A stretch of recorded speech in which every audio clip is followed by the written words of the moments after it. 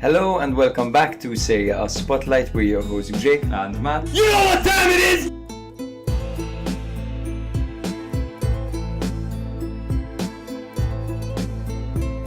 I can't tell you guys enough how much you've been my internal monologue when thinking about football for the last year. Yes! Amazing! We get to record while drinking some wine. Jake and I will have a very special soft spot for Salernitana. We love him. We love him. Stop zooming in on Allegri's face, bro. You're gonna make How me are you break. exposing me? Because you're gonna make me break, man.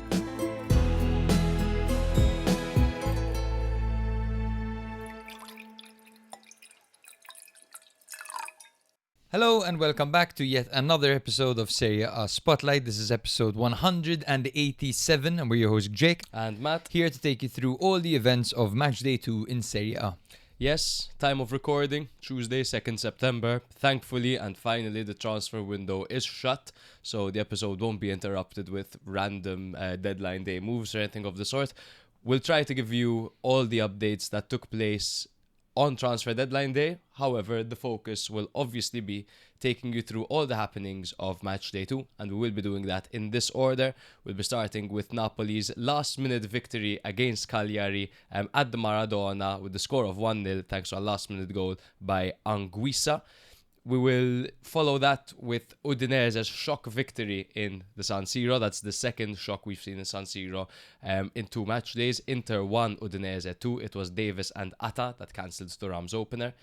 Genoa 0, Juve 1. Vlahovic, again the super sub. He stays at Juve now to probably play third fiddle. But will he be third fiddle? More to be discussed soon. Lecce 0, Milan 2. That is Milan's first victory of the season. And it was quite a dominant performance from them. Nothing too sexy, but dominant. 2 offside goals took place there as well, including Santi Jimenez. Bologna 1, Como 0. Bologna very, very impressive in this game. I personally did not expect that result. It was Como were overwhelmed by Bologna's press, and Bologna just executed their game plan perfectly.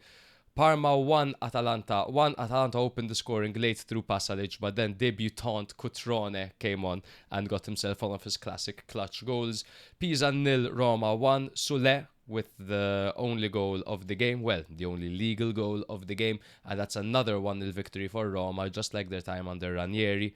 Torino 0, Fiorentina 0. Torino much improved. Obviously, they didn't concede any goals. Last game, they conceded 5. And probably their best defender in this game was Moise Kean, who missed. That's already the miss of the season. I can guarantee you that there will not be a miss as bad as that. Lazio 4, Hellas Verona 0. Lazio are back and Sarri ball has arrived. What a performance that was by Tati Castellanos. And my favourite game of the week, and the game I watched the closest, best for last, no, Cremonese 3, Sassuolo 2. All I'm going to say is that I did pick Cremonese to survive. I was one of the few of all the Serie A podcasts, so pardon me if I'm on a bit of a high horse right now. I will be rubbing it in a little bit. It's still early days. Still early days, of course. Let's remember that, for example, Lecce looked like they were going to achieve survival last season very easily with the start that they have. But of course the season is long, and halfway through the season you really get to a point where all these big teams start grinding out victories, and it becomes impossible for these smaller teams, and they start struggling to get any points whatsoever. I don't know if you remember last season, towards the end, the little teams would barely get in. There would be match day after match day of none of them getting any points. Yeah, multiple. But at no point did I say that any of those teams were going to survive. And this time I called Cremonese. So that's going to be my theme this season. Before we get into anything, of course, just here are our classic formalities. A special shout out goes to our media partners in Benevo Bid, who have 2 latest drops. If you're an Interist, they've got one of your biggest legends in history in Javier Zanetti over there, signed kit number 4. And, I mean, come on, 2006 Italy signed kit by Grosso. Who else would you want to get from that World Cup winning team?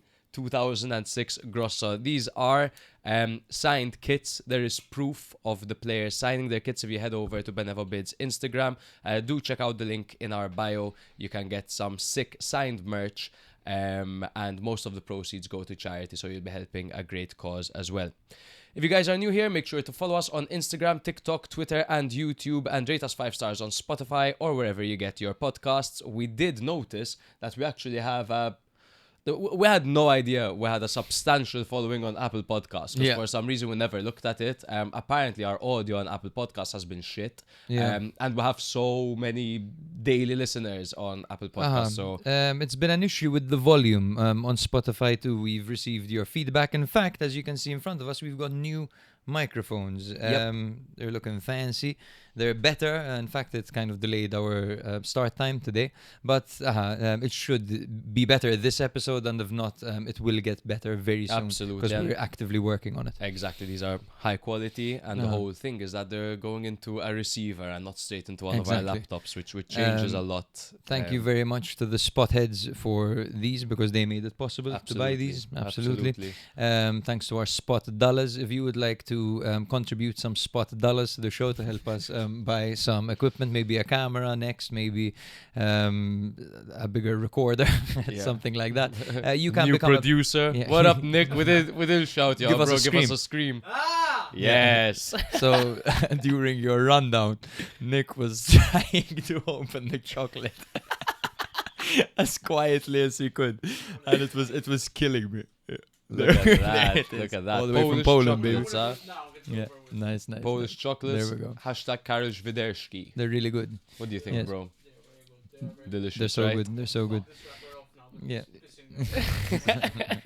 So Yes, like Jake you said. if you would like to support our content, you can become a patron. It's €3.99 a month, and all the money gets reinvested straight back into the podcast. Absolutely. $3.99 is the price of 4 McNuggets. So imagine 4 McNuggets a month, but instead 2 for me, you're 2 for Matty. donating to 2 McNuggets right here. Exactly. Your favorite McNuggets.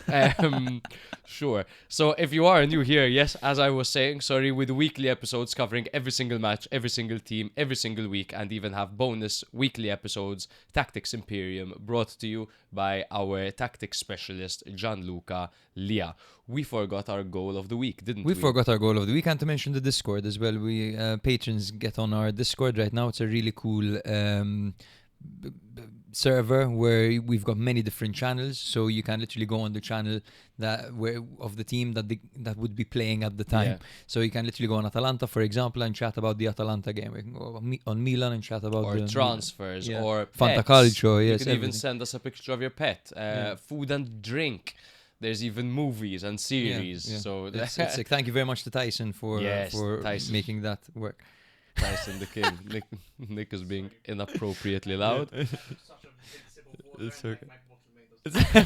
It's okay, bro. So my goal of the week is Arthur Atta's winner against Inter. I just thought he took that really well. Yes, he was given a lot of time and space, but I believe that's his first Serie A goal, and so well taken. Sommer was at full stretch trying to save that.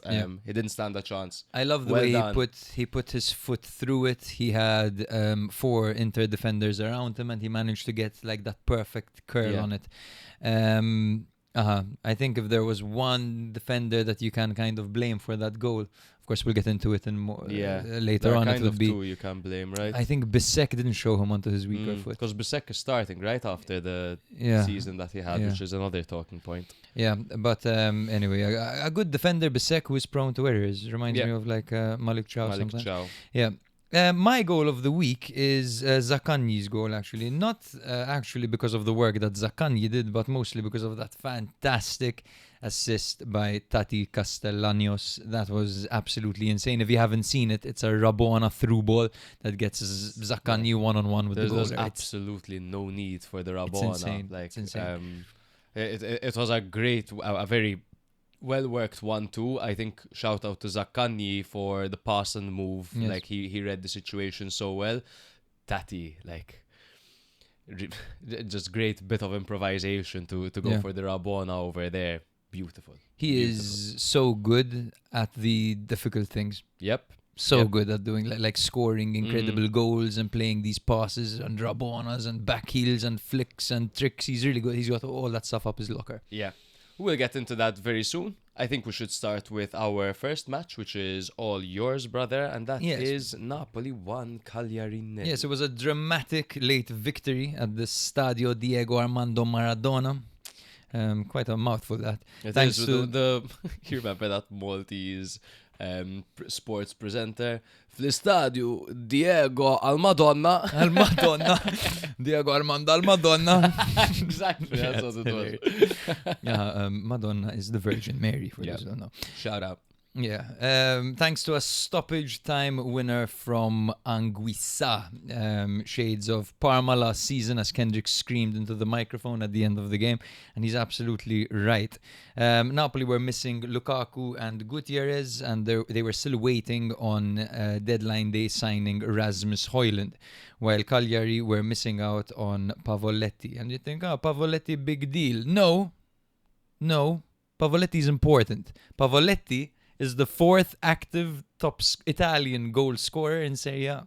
Christ on a bike. Yes. Take us through them. So we've got Immobile with first, with 201, Berardi in second with 123, El Shaarawy in third with 72, and Pavoletti in fourth with 66. Orsolini's right behind Pavoletti with 65. Yo. So we're expecting, of course, Orsolini to overtake Pavoletti. Yo, look at that sheer dominance by Berardi. I know Immobile is over him, but Berardi is destroying El Shaarawy, Pavoletti, and Orsolini. No one's going to catch that, man. Absolutely. We've had a bit of a shortage in talent in Italian goal scorers recently, and this shows a bit, to be honest. Yeah. It puts it into perspective. Yes. As for the lineups, we had Meret in goal for Napoli, as they lined up in kind of the same kind of system that they did last week. It's a 4-1-4-1 on paper, but then it shifts and bends, and we covered it last week, how the system works. So make sure to check that out. Di Lorenzo, Rahmani, Juan Jesus and Spinazzola were at the back, with Lobotka playing right in front of the defence. Politano was on the right, McTominay was on the left with Anguissa and De Bruyne in the middle, and Lorenzo Lucca as a sole striker up front. For Cagliari, it was a 3-5-2 kind of formation with two false strikers. So we have Caprile playing in goal, with Luperto, Yerimina and Zappa playing at the back, Obert on the left, Palestra on the right, with Deola, Prati and Dotopo in the middle, and then Foloruncio and Esposito playing together up front. So Napoli struggled to break down Cagliari's defense for most of the match. They did dominate possession. They had 67% of it. They created quite a few chances. De Bruyne had one on the edge of the box. Politano came close with a curled effort. McTominay had a couple of near misses, including a very dramatic attempt with a bicycle kick. Caprile was good. He was pulling off some saves. Cagliari had their moments as well, particularly through Zito Luvumbo and his dangerous crosses, as always, comes on and just wreaks havoc. But the breakthrough came in the 5th minute of stoppage time, when Buongiorno delivered a low cross from the left, and Anguissa was on hand to sweep it home from close range. Decent range, I wouldn't say too close. And then they ran off in celebration with the spirit of champions, right? Absolutely. And this is what I really want to drill home, is Napoli were not this fluid attacking side last season. That is not why they won the league. Napoli didn't win the league the same way they did under Spalletti. They didn't win the league the same way Inter won the league under Simone Inzaghi. This is exactly how Napoli won the league. Napoli won the league because there would be a game that had draw written all over it, that had loss written all over it, but somehow, even with the last kick of the game, Napoli managed to get the full 3 points out of it. This is exactly how Napoli won the league last season. It doesn't matter the performance with a manager like Conte, it matters the 3 points. I have a question for you. I know you probably have a bunch of talking points you want to go through, but what do you make of Juan Jesus starting the game again? Of course, Buongiorno, a used substitute coming on the 68th and grabbing the assist. What about Sam Beukema, new signing, number 31? Not used at all, and a very good centre back who's great with the ball at his feet. Yes, he really is. However, let's remember that Juan Jesus worked with Conte and Rahmani for a full season last year and they won the league together. So I don't know if it's a matter of respecting seniority or if it's the fact that Juan Jesus understands what Conte wants and understands Rahmani quite well at this point. I think that while Buongiorno and Belkam are better than Juan Jesus, of course, it will take some time for them to understand exactly what Conte wants, especially Belkam, who's just arrived. It's a very classic vintage Italian manager thing to do, right? They wait so much before utilizing their new talents. We're seeing only De Bruyne and Luka are being used, and one of them is out of necessity. Lukaku Literally. being injured. No, they really respect. I don't know if it's again seniority or the hierarchy, and but I like that, man. I like the fact that you've got a team that performed well the season before. The new arrivals have to come in and work for their place. They don't automatically get it. You know what I mean? You're new here. Yeah, you're new here. Exactly. So unless it's someone like De Bruyne who obviously walks into the team or Modric who obviously walks into the team at Milan, I think that's a healthy thing to have in a club. And some players earned it throughout their career. Perhaps Belkama hasn't earned that throughout his career yet. He's had a good season. But yeah, respect seniority. Absolutely. One of the main talking points of this game is actually coming together between Lucca and Yeremina. It's really horny. A really horny moment in this game. I don't know if we have the pick accessible. Yes, we do. We just got the go ahead. But yes, there was a coming together which exposed Yeremina in ways that you have never seen him before, but you've seen him now on Serie A Spotlight. Just over our heads on our screen, coming right up right now. There it is. Thoughts? Expected nicer, to be honest. He's a guy with a strong pair of legs. I thought maybe he'd squat a little bit more and that would shape his ass in a different way. I don't know if it's the angle. It doesn't look too plump to me. Needs some work. As for Lucca, interesting that this is what he's doing on a football pitch. Like, you're falling, like just like fall. You don't need to pull his pants up. But sure, we're here. We're just glad the camera angle was from behind and not from the front, because we're having a totally different conversation, I'm sure. Yes, not the most flattering picture of Mina's epidermis. Let me just say, we're used to. Did you ever see that photo shoot of Sol Campbell, bro? Yes, bro. I've seen it. You know it's ridiculous. Nick, have you seen the photo shoot of Sol Campbell? Oh my god. I guess I'll show you. Go on, Jake. Yeah. The picture of Sol Campbell, I guess I can put this into perspective. I can paint it as this high definition black and white image of a nude Sol Campbell from the back. It's so good. Why is it insane? Yeah, man, you can't pull it up. You think here we are. It's too good. Not quite what Yeremina has going on for him. Being called the Gooners and having this as a I find it funny. Gyökeres is now a Gooner. Yes, this is perhaps not the analysis that and the listeners tuned in for, but I think they know us by now. Right? It's a good shout though to start watching our episodes and not only listening to our episodes, because we've got the most mad visuals in the game. Sol Campbell right behind us. Yep. Yeah. Love that, but that's a man. You know what I mean? Now that's an ass. It's a good one. It is. Well done. Love the bald head as well. And also, guys, good shit. I love that. Really quick to action, that photo, Nick. Congrats. Yeah, very well done, Nick. Well done. So, regarding this game, I mean, Napoli weren't exactly amazing. They weren't terrible, but it seemed like they didn't have enough to penetrate this Cagliari team. This Cagliari team is very sturdy, very tough to break down, and they demonstrated that as well in Matchday 1, of course, when they held Fiorentina. Granted, that was in their own stadium where they're much better, but I thought that they really turned up in this game against Napoli, of course, and They were second away, from taking home Yeah. a point. They would have been very proud of that. But they've got a nice little setup over here. Prati is really growing. He's growing from last season. He's still a youngster, Italian, exciting midfielder. Kind of like a deep lying midfielder register role.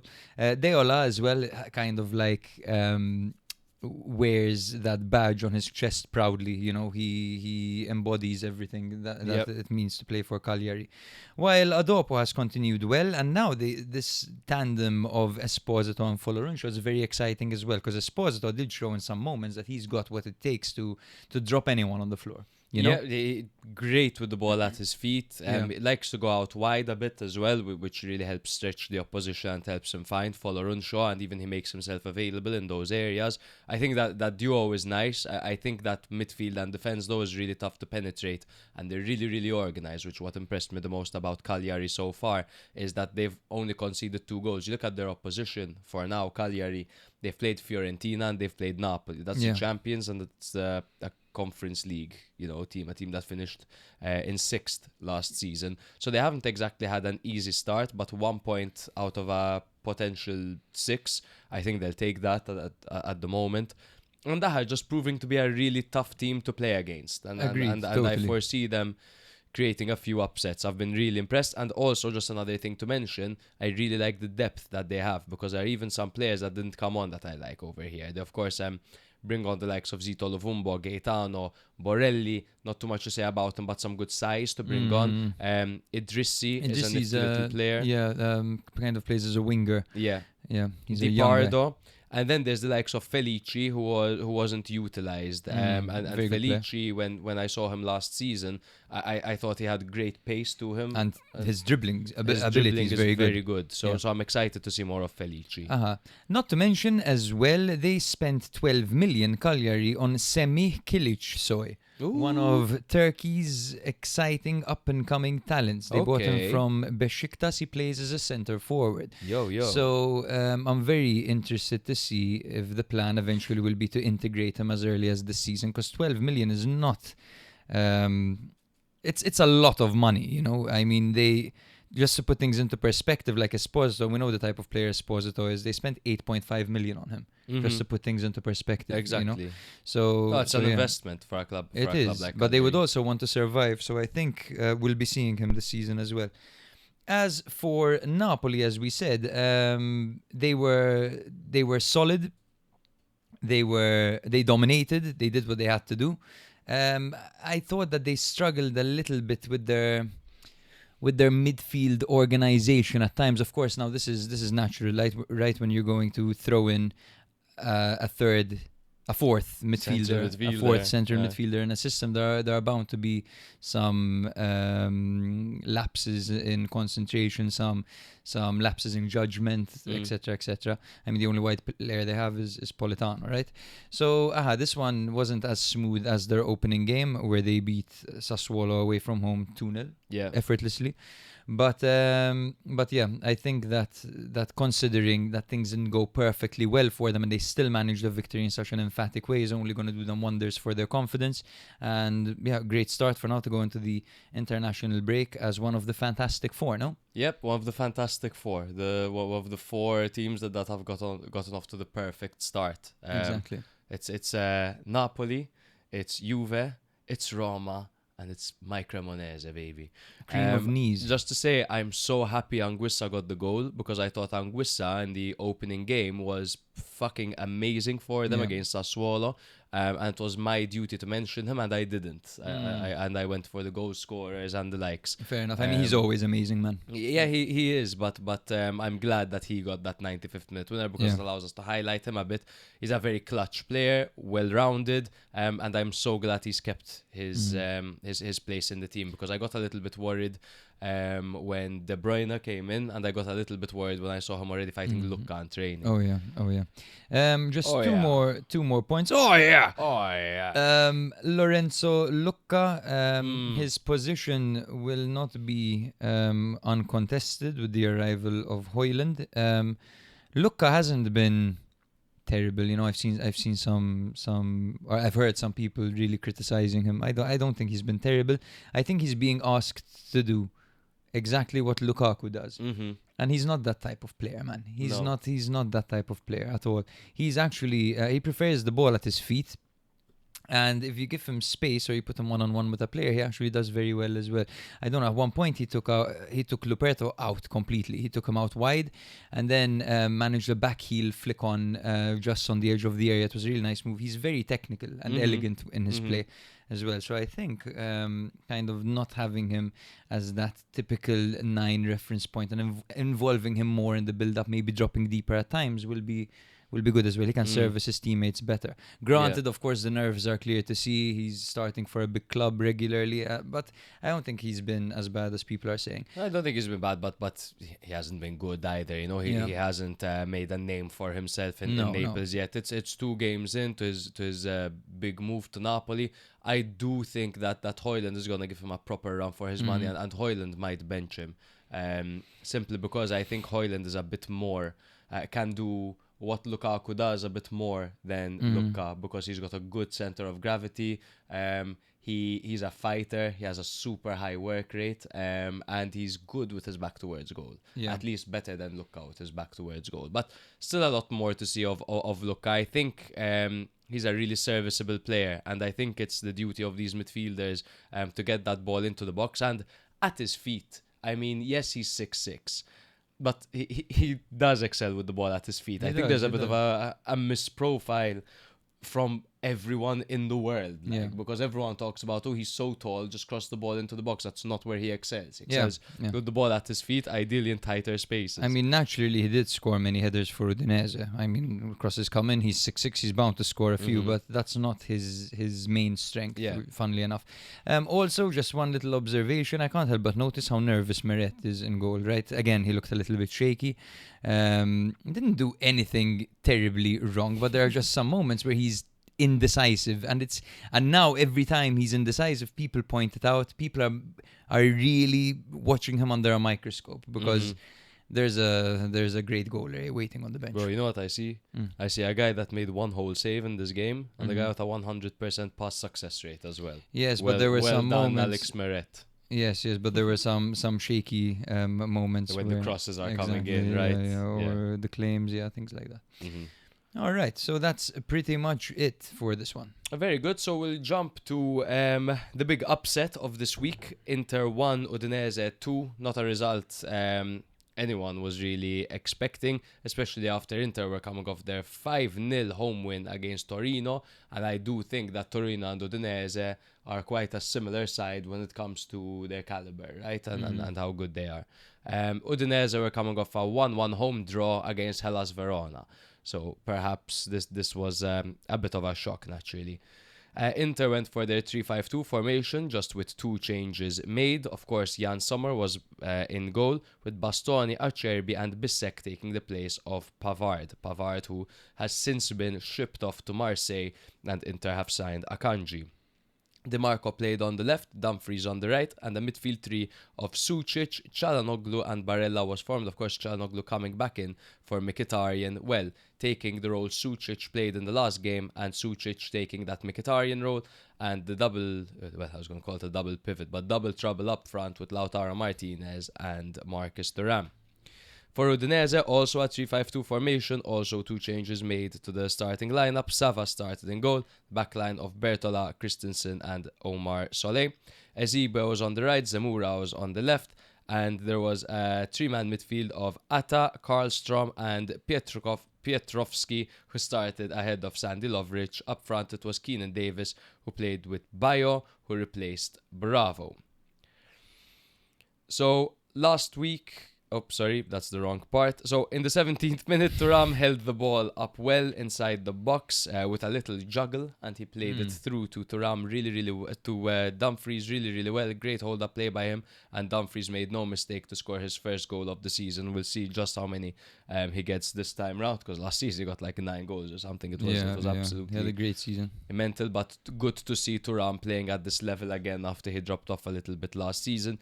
In the 28th minute, however, Dumfries went from hero to zero after he gave away a penalty for a handball which VAR spotted, and Davis stepped up and converted perfectly. What a penalty. A great penalty. Did you see? He didn't even look at the ball. He was staring at Sommer the entire time. I love that. Like, I love that. What's his name?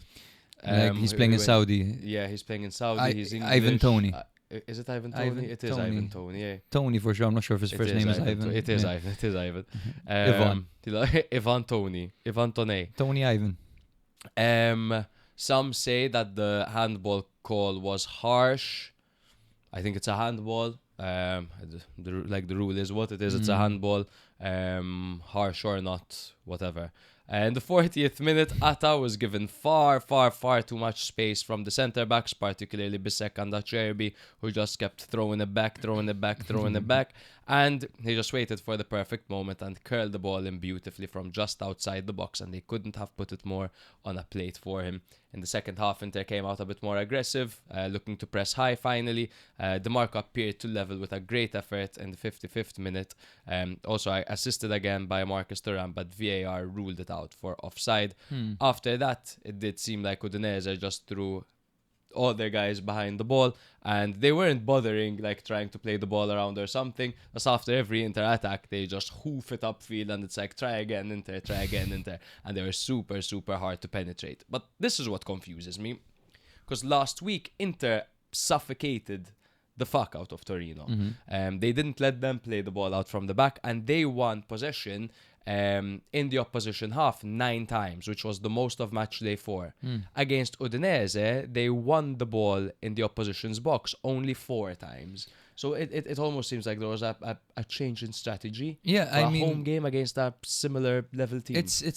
I think it's more like Baroni was very stubborn and wanted Torino to build out of the back constantly on match day 1, whereas Udinese didn't give them the time of day. As you said, they were just hoofing the ball upfield, literally not trying to build from the back. Especially after the goals came.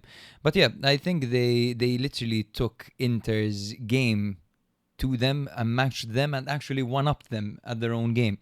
They told them, you know what? You have to play football against us. We're going to match you on set pieces. We're going to play for set pieces. We're going to try to kind of take advantage and cut you down the middle, because we saw last season, for example, Inter had a bit of a problem in the middle of the pitch, right in front of their defense. And once again, we saw that with Atta running exactly in that position and just same way taking Pulisic advantage. scored in that way against them last season. Exactly.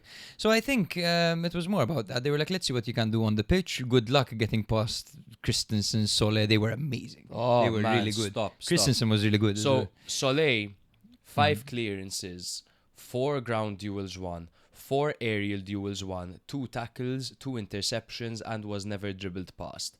Soleil had a brilliant performance. My guy, though, is Christensen, and I'll explain why. Because Inter are this team, and we always say when it comes to crossing the ball into the box, getting their big bodies into the box and scoring from set pieces, scoring headers, so on and so forth, they're one of the best in Europe, Inter. Christensen won 10 aerial duels. Every single time one of those crosses was going into the box from DeMarco or the likes, Barella, he was there heading it away. And this guy is going to have a fucking breakout season if he keeps that up. Soleil, of course, he was linked to with a move to Inter, but there are serious rape allegations. Yes. So no one's just going to take a punt on him and buy him with this hanging over his head. Even though we could be stood corrected because we saw Albert Goodmanson being snapped up by Fiorentina, for example. I'm sure there's always a clause, right, in these in the contracts. Yeah. But then you don't know if Inter would want the backlash that might come with them. And plus, they went for a country, so Yeah. I mean, can't say they didn't improve over there. I have Kivu's words after the game, if you want. Go for it. He said, it's hard to change habits that have grown ingrained over the years. Now I have to convey my ideas to those I have. Which is a fair point. He's a new manager Exactly. coming in after a long reign of Simone Inzaghi. And right? Conte before him, And Conte whose before him. Inzaghi's system was based off of Conte's, right? I mean, they happen to be similar, but he just continued from where Conte Yeah. left off. So in reality, you have a team over here that's used to playing on autopilot, who've been together for a very long time. New manager came in with his philosophy and his style, and he needs to implement that. And you're taking players out of a system that suited them so much. Exactly. So Barella, Di Marco, Mkhitaryan, and all of these guys, they're being taken out of a system that really favored them. Yeah, absolutely. Of course, they are aging, so it's necessary, right? He says, "I've only been here a short time. There's a lot of work to do, but the mistakes we're seeing today aren't new, and they need to be ironed out." Okay. So, he definitely has a task on his hand, but the fact that he's already speaking like this and pointing out that there are some mistakes that he needs to iron out from previous seasons. When you look at the previous seasons and they made 2 Champions League finals in 3 seasons, I mean, maybe. You know? So yes, Inter were still by no means perfect Yeah. last season, Yeah. and because when you factor in that Napoli won the league with 83 points, Inter got 82 points, which is typically nowhere near enough. I think it was enough for Allegri's Milan, funnily enough. Yeah. But besides the point, he also pointed out, he said they are a work in progress, as you said, and they must find motivation and play more vertically, which I absolutely agree with. And he also said that they lost their heads after the penalty and never fully recovered mentality-wise. I always tend to find that excuse as a bit of a scapegoat when they say, "Oh, after the penalty they didn't recover." Get over it, bro. People die. Like, what the hell? You didn't mentally recover from giving away a penalty. Yeah. Jeez Louise, man. Like whatever. Just to point out a problem that I noticed. Between Sucic, Çalhanoğlu and Barella, one key pass was made, and that one key pass was made by Barella. Aside from that, Bastoni lost possession 24 times. Bastoni was, of course, one of the main creative outlets for Inter from centre-back, carrying the ball forward and whooping in these super accurate crosses. I think 24 of these times, to be fair, 10 of them was Christensen. just Literally fucking whacking heading it the ball- away. That's what I was going to heading the say. He's ball just away. hitting the ball into a wall. But no one was, in my opinion, there weren't really any positives from this game for Inter. I guess you can call Marcus Thuram for those like two assists or whatever, but clearly Inter still have a lot of work to do, and it just proves us right last week that yes, they blew Torino out of the water, but Torino were goddamn awful. And Baroni didn't learn from his previous spanking against Inter. Exactly. Nice to see Kivu trying different things. Of course, he went for a 3-4-2-1 at the end, and then at the very, very end, he even went for a 4-2-4, where he fielded Pio, Esposito, and Lautaro up front. Serie A debut, of course. Yes, and Four strikers. Thuram and Boni on the wings in a 4-2-4 with Jeez 4 Louise. pure strikers. I thought they would score at the end. They were pressing and pressing and pressing. Yeah. I thought so, especially when they bombard the box Inter and they've got all those It's bodies in just the box. bouncing, They man. always score. But credit to Udinese. I thought Udinese were so good in this game. They weren't flashy, but you know what you get when you play Udinese is just a complicated side to play against because they are physically imposing. They really, when they attack, they widen the pitch, and then once they're off the ball, they make the pitch the narrowest space in Yeah. the world for you to play in. Once ahead, like I said, they defended really deep and disciplined. They never allowed Inter to get any sort of rhythm back. Just to highlight some individuals apart from Solé and Christensen, I thought that Davis, of course, aside from his penalty goal, I thought Davis physically looked like a fucking beast. This is the best game I've seen him play. Right? Yeah. Didn't it remind you of that infamous Nzola game for Oh my Spezia God, I was against gonna say Inter, the same bro? thing. How strong and how Yeah. good on the ball, and Yeah. at a point he did great. He like took on 2-3 players, did a few too many step overs, and then a really weak attempt that went wide, and That his pissed me off. teammates were a bit pissed. But Yeah. fuck it, man. Yeah, I mean, he definitely had better options, but But yeah, he looks like quite a player. I mean, so far his Udinese tenure has been interrupted by injuries quite often, and he lived in the shadow of Lorenzo Lucca as well. Yeah, Lucca, Tuvan, Yeah. and a bunch of other forwards. To be honest, there was Beto as well. This is the season of Davis. Let's keep an eye on Davis. Just some news before we move on, because both sides were active on the last, on transfer deadline day rather. Inter, we addressed them defensively. They did bring in Akanji. Akanji, who did turn down Milan because they didn't have Champions League football, went to Inter because they have Champions League football. We'll see how that decision plays out for him. But Akanji will bring experience, but also at like his physical peak. He's 30 years old. He's won the Champions League. He started in that Champions League final. He knows how to play under pressure, but he's also not experienced the same way Acerbi is experienced, you know, at a 38-year-old veteran. So Akanji is definitely a great signing for them. They pay an initial loan fee of 2 million with a buy option worth 15 million. So that is a great fucking deal for Inter. Yeah. Udinese, on the other hand, they had a few moves themselves. Who did they bring in? They brought in none other than Nicolo Zaniolo, which I really wasn't expecting. That's a 3 million loan. And then listen to this piece of business by I don't know who their owners are nowadays. They took over from Pozzo, from the Pozzo family. But they have there's some American owners. 5 million. So these are two options. Either 5 million with a 50% sell-on clause, or 10 million outright, and he's yours. Interesting, huh? Like that's I don't know what two friends would do between them. You know what I mean? How was it? Sorry, bro. 5 million, either 5 million with a 50% sell-on clause. Okay. So take him for 5 million, but when you sell him, give me 50%. 50%. It's like a favor, of the eh? money you make. Yeah. Or 10 million and he's yours. Okay. So they have to see if they think he's an appreciating asset or if he's a depreciating quite the dilemma. asset. And Zaniolo might be offended by what they do over there.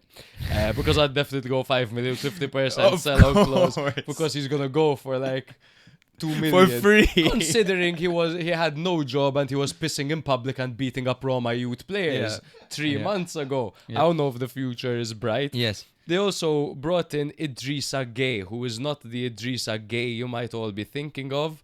He's a 19-year-old Senegalese 6-foot striker, which I do not know enough about. However, he is on loan with an obligation to buy under certain conditions for 8 to 10 million, including add-ons.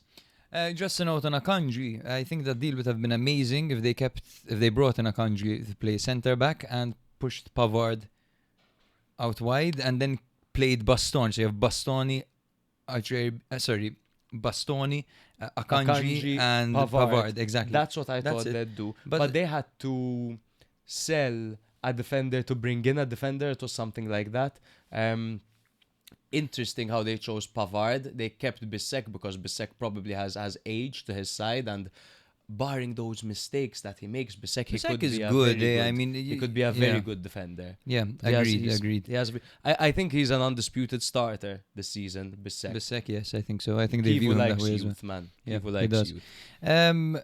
Funny to see Udinese, by the way, posting Z as a teaser on their Instagram, like they're signing Zlatan Ibrahimovic, and then it's Zaniolo who comes in, and Zanoli, by the way, as well. So 2 Zs, because they brought in Milan youth player Zanoli as well, former Milan youth player. I didn't know that. I have the club statement that's just legendary from that incident. Of It's the just Roma's report, like on what happened. So, upon a thorough investigation of the facts, AS Roma has the following updated response on the events that have happened, right? On the evening of May 26th, following the Primavera semi-final match between Fiorentina and Roma at Viola Park, Nicola Zaniolo, Fiorentina's first team, unlawfully entered the Roma dressing room area accompanied by an associate, despite lacking accreditation. Witnesses report Zaniolo appeared visibly intoxicated. He urinated in Roma facilities, provoked players, and without verbal exchange, physically struck Mattia Almaviva and violently pushed Marco Litti against the bench. Litti had recently undergone shoulder surgery. Both players required hospitalization. Almaviva received a 10-day recovery prognosis. Litti 21 days. Fuck, Yes. man. As Roma stands firmly by its youth players and is appalled by the violent and unjustifiable behavior witnessed at Viola Park, we trust that the institutions will act decisively to ensure accountability and protect the values of Italian football. Yes, they're Bro. protecting the values of Italian football by allowing him to join Udinese. Bro, fuck Zaniolo, man. Fuck Zaniolo. What an ass, man. He was just like, like he's watching Oasis. What are you doing at Rome? As the club he came up through, like, no, Inter was the club he came up Yes, through. it was because he was involved. No, wait. And then there was a swap with Nainggolan. with Nainggolan. Yeah, Yeah, yeah, so well, exactly. Roma made him a professional. But yeah, I think that's all I have for the game. I do want to stress that, like, I have been seeing Inter fans raising the alarms and already calling for Kivu's sacking. Yeah. I think if you bring in Kivu, you bring in a manager like Kivu, and you're not bringing in an Allegri or Spalletti or something like that, you have to give him some time, right? Of course. And there, of course, the club isn't, the team and the starting 11 isn't perfect. I thought the transfer window was weird by Inter. I definitely felt like they could have done more. The Lookman deal went wrong. The Keita deal went wrong. So I think The Kone deal. Kone deal, sorry. I think you at least have to be patient with the coach, because these things aren't his fault, right? Absolutely. And the question is, does Inter's board understand this? Because the way they've spoken out in public is that the objectives haven't changed from last season. They don't understand it. You know what they will understand? That Well, Mourinho's coming back. That Spalletti is jobless at the moment. That's what they understand, because he knows the team. He knows how to get top 4, you know? I mean, so even Mourinho. And Mourinho has... Mourinho. But yeah. when's the last time Mourinho got top 4 in Italy? I don't It's know. been a fucking hot minute. I think it Well, last time he was in Italy, he was with Roma. I was going to say Yeah. last time he was in Italy, he won the treble. But yeah. I think we can move on to your game, brother. Let's do this. I say as I load it up. So the next game is between Genoa and Juventus, where Juve secured, of course, all 3 points in a tight game that wasn't very action-packed at all. It was a bit of a quiet game. At the Stadio Luigi Ferraris, which was absolutely buzzing. Dude, those Genoa fans really turn up. The goal came through a late corner goal. That's so. Can you say that again? That's a different. The goal came through late corner A goal. late corner goal, yes. I'm sticking with that. And it's funny that it was the Serbian duo that was meant to pop off in 2022. Kostic, who was brought on to help Vlahovic take his game to the next level 4 years ago. That they're finally linking up now in 2025, when both players seemed to be out of Juve's plans heading into the season. Yeah.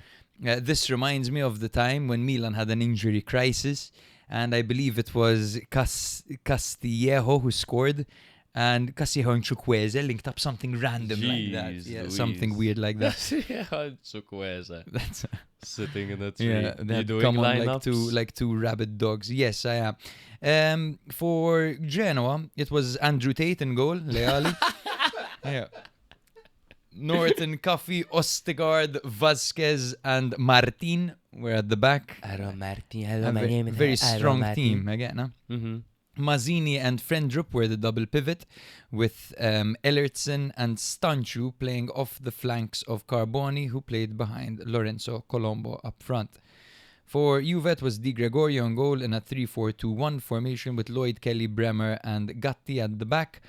Mario was on the left. I'm just going to call him Mario. Okay. We'll chill like that with Yeah, Mario. we're Joao Mario. cool Mario. with Mario. Cool. We're cool Mario with on the left, Kalulu on the right, Locatelli and Thuram in the middle, with Yildiz and Conceição playing off the shoulders of Jonathan David. Now, the game was a grind. Both teams struggled to create clear-cut chances. Genoa pressed hard early, and Juve, their attack often lacked rhythm because of this. David was isolated, and he was misfiring, to be honest. Missed a chance, a very good chance. Defensively, Juve held firm, and Di Gregorio was called upon to make some good saves while Gatti and Bremer managed the aerial battles. I thought that the way this game started, Conceição, David and Yildiz were shrugged off the ball a little bit too easily, and Ostigard had David in his pocket. For the game. Yeah, I thought they really struggled against the physicality up front, and then at the back they struggled with Genoa's press, which was relentless, and actually they kept up that tempo for quite a while. Yep. Till the end, to be honest. What impressed me? I don't know if you're done. Sorry. No, I can finish Go off, but on, if you want go to on. react to that No, note. no, that's fine. That's fine. Okay. Then, of course, Tudor made his substitutions. He brought on Vlahovic and Kostic, and it was those guys who linked up on a corner to score. Vlahovic scored the header once again, teary-eyed, opened his arms out wide. A very powerful moment for Vlahovic, who's clearly going through a lot. While Genoa, at the very end, got extremely close through a Mazzini header that clattered Ooh. the crossbar. Yes. That's pretty much the game. Yeah. It was. I don't think Juve like how close that game was. And it was no simple affair. I think it's also, as much as it's great that Vlahovic is back to scoring ways, I think it's a little bit of a complicated affair for the team right now. That, listen, this guy's contract, suddenly we almost don't want it to run out, and it runs out next June. In January, it could be that some serious attempts go in to sign him now, and the clubs will be able to sign him for 10 million euros. Yeah.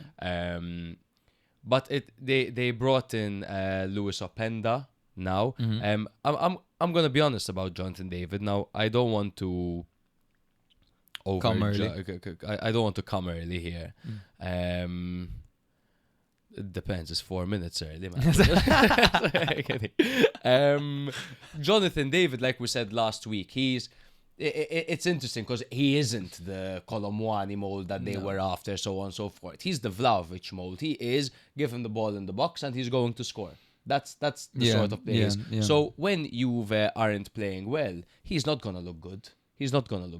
You know? Yeah. And it's the same thing with Vlahovic, even though Vlahovic, in my opinion, attempts the link up a little bit more and comes in a bit more deep, at least when he was playing at Juve. So it's an interesting situation because suddenly they have Jonathan David and Openda probably battling for that starting spot, when right now there's one guy that deserves the starting spot, because I think he's the only player that scored back-to-back goals in the league so far. Yeah, I think he's the only one. Must be. It's a bizarre situation, and I wonder if there's a world where he scores his way into a new contract, but I highly doubt that. Can be, man. It can be. I think that this it's not even the main problem that Juve have, in my opinion, this whole striker situation. Because I mean, you have David who moves intelligently and he's kind of a fox in the box, and then Vlahovic was more of a stocky kind of roar kind of striker who roar, more powerful especially. So they have a nice balance up front. They bring in Openda now, new profile entirely. Don't know too much about him, but we'll see him. He was rated very highly. Two seasons ago, he had a great... 2 seasons ago, he had 27 goals and 7 assists. Last season, he had 9 goals, 9 assists. I think the problem with Juve is that if Yildiz is shut out, which he was in this game, because he was often tag-teamed and sometimes three-man teamed, I guess, if there's a triple teamed. Damn. It would be MMMF. Yeah, exactly. Zergova has been brought in to be creative, to be a creative outlet. He's a winger. Because if you shut out Yildiz, I feel like you hinder a lot of Juve's creativity. Yeah. I also liked, I don't know if you were heading here at all, I liked Cope Miners' cameo. I thought he looked a lot better than usual in that Locatelli role. A bit deeper in the pitch. Who? Cope Miners. Cope Miners, yes. He's looking better this season. I think maybe having a full preseason and a new season starting kind of gave him the chance to put last season behind him and to look forward. Sometimes these little things, you know, like even if you have a break during last season of a week, you're still in that season. You know, you still feel like you're not performing. Whereas then if you disguise everything as, there's a new season, new chance to impress, when in reality, you just had a bit of a longer break. Yes. Also, keep in mind that this is Koop Miners' natural position, a bit deeper in the number 6 role. Yeah. That's how he started. Gasperini liked to put him a bit further up because he places himself in intelligent situations on the pitch. But even younger at AZ Alkmaar, I believe, Blood used to play centre back. Well, He yes, of course. He was a ball-playing centre back at AZ. Yeah, super versatile. Yeah. Of course. Because the thing is, Juve right now have quite a powerful team like Thuram and Locatelli in the middle. They're strong. They can't really play those through balls though. You know what I mean? Like Thuram will push through the middle, no problem, and Locatelli will fight and he'll ping balls forward or change the play to the wing. But they don't have that creative spark. And then you look at, for example, Conceição, who's playing alongside Yildiz and David. He's a little bit one-track minded, as in he dribbles the players well, but he needs to really work on his final ball, in my opinion. He needs to look up earlier. I agree. Conceição is all flair. He doesn't hit the brakes though, Conceição. Yeah, Conceição will keep running into the goalpost if he could. Absolutely. So yes, well done to Vlahovic, well done to Kostic, well done to Di Gregorio, who made 2 very good saves in the dying Still doesn't moments. get the call up for Italy. Doesn't get the call up for Italy. And a bit of a tough time for Jonathan David, and a shout out to Thuram, who got absolutely clarted by João Mario in the face. Yeah. Just a few words on Genoa as well before we move on. I think Genoa are brewing at this point. You know how in like November they say, God, what am I doing? In November they say that Jesus, I don't even know his name, and I'm trying to make this analogy. Who's the Christmas sing-song guy, man? Who sings songs in Christmas? Michael Bublé. They say he's defrosting in November. Yeah. I think Mariah Carey in the background faintly. I think these guys are brewing in September, Genoa, because I think they've got a lovely team. I think they've got depth as well with the likes of Malinovsky, Thorsby, Vitinha, Ekator, Ekuban on the bench, Sabelli, Grombake, Venturino, Junior Messias. These are beasts that they have. And on the pitch, I mean, with Valentin Carboni, Stanchu, Ellertson, we're still yet to see, obviously, Lorenzo Colombo get going yet. And I think with Vieira so far, because he's had, well, at least this was a difficult encounter for him, you could see they're focusing a little bit defensively. Kept a clean sheet in their first game, I believe. Their first game, I will tell you exactly how it went, was a 0-0 home result against Lecce. Oh, kept a clean sheet against Lecce. Congratulations, Vieira and his men. Yeah. But yeah, I think the good things will come. Good things will come yes. them. I really like this team. I'm a fan of their market. This is how you operate in the market. They spent nothing. Free transfers and loan deals only. They brought in Stanchu, Ostigard, Carboni, Colombo, Onana and Grombek, all for 0, nothing. Legends. Yeah. Legends. I mean, of course, the loan fees probably have buy options next season, but this is a very good market. That was promoted 2 seasons ago, and you see they're not one of those teams that just want to survive. They want to push. They want that Primo Stella, bro. That's what Genoa want, the Primo Stella. And they have so many players who stood out to me. Like Frendrup is, we all know now, he's a top tier player in his position. He's a friend of everyone. Exactly. Friend up. Vasquez, Ostigard, Norton Coffey, they all stand out as good players. Norton Coffey is a monster and he likes to play centrally as well. Ellertson was very creative. Stanchu seems to be a very accomplished player as well. I think Lorenzo Colombo has a lot to prove. And Carboni has a big moment, a big season ahead of him as well. Absolutely. He strikes me as like a Scamacca in a number 10 role. That's Carboni, when I look at him when I see him play, I'm like, that's he kind of looks like him, 10, to be fair. right?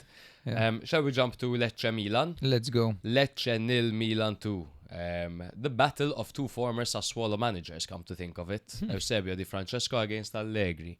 Lecce coming off a 0-0 away draw to Genoa, while Milan were coming off a 2-1 home loss to Cremonese. The flying start for both sides.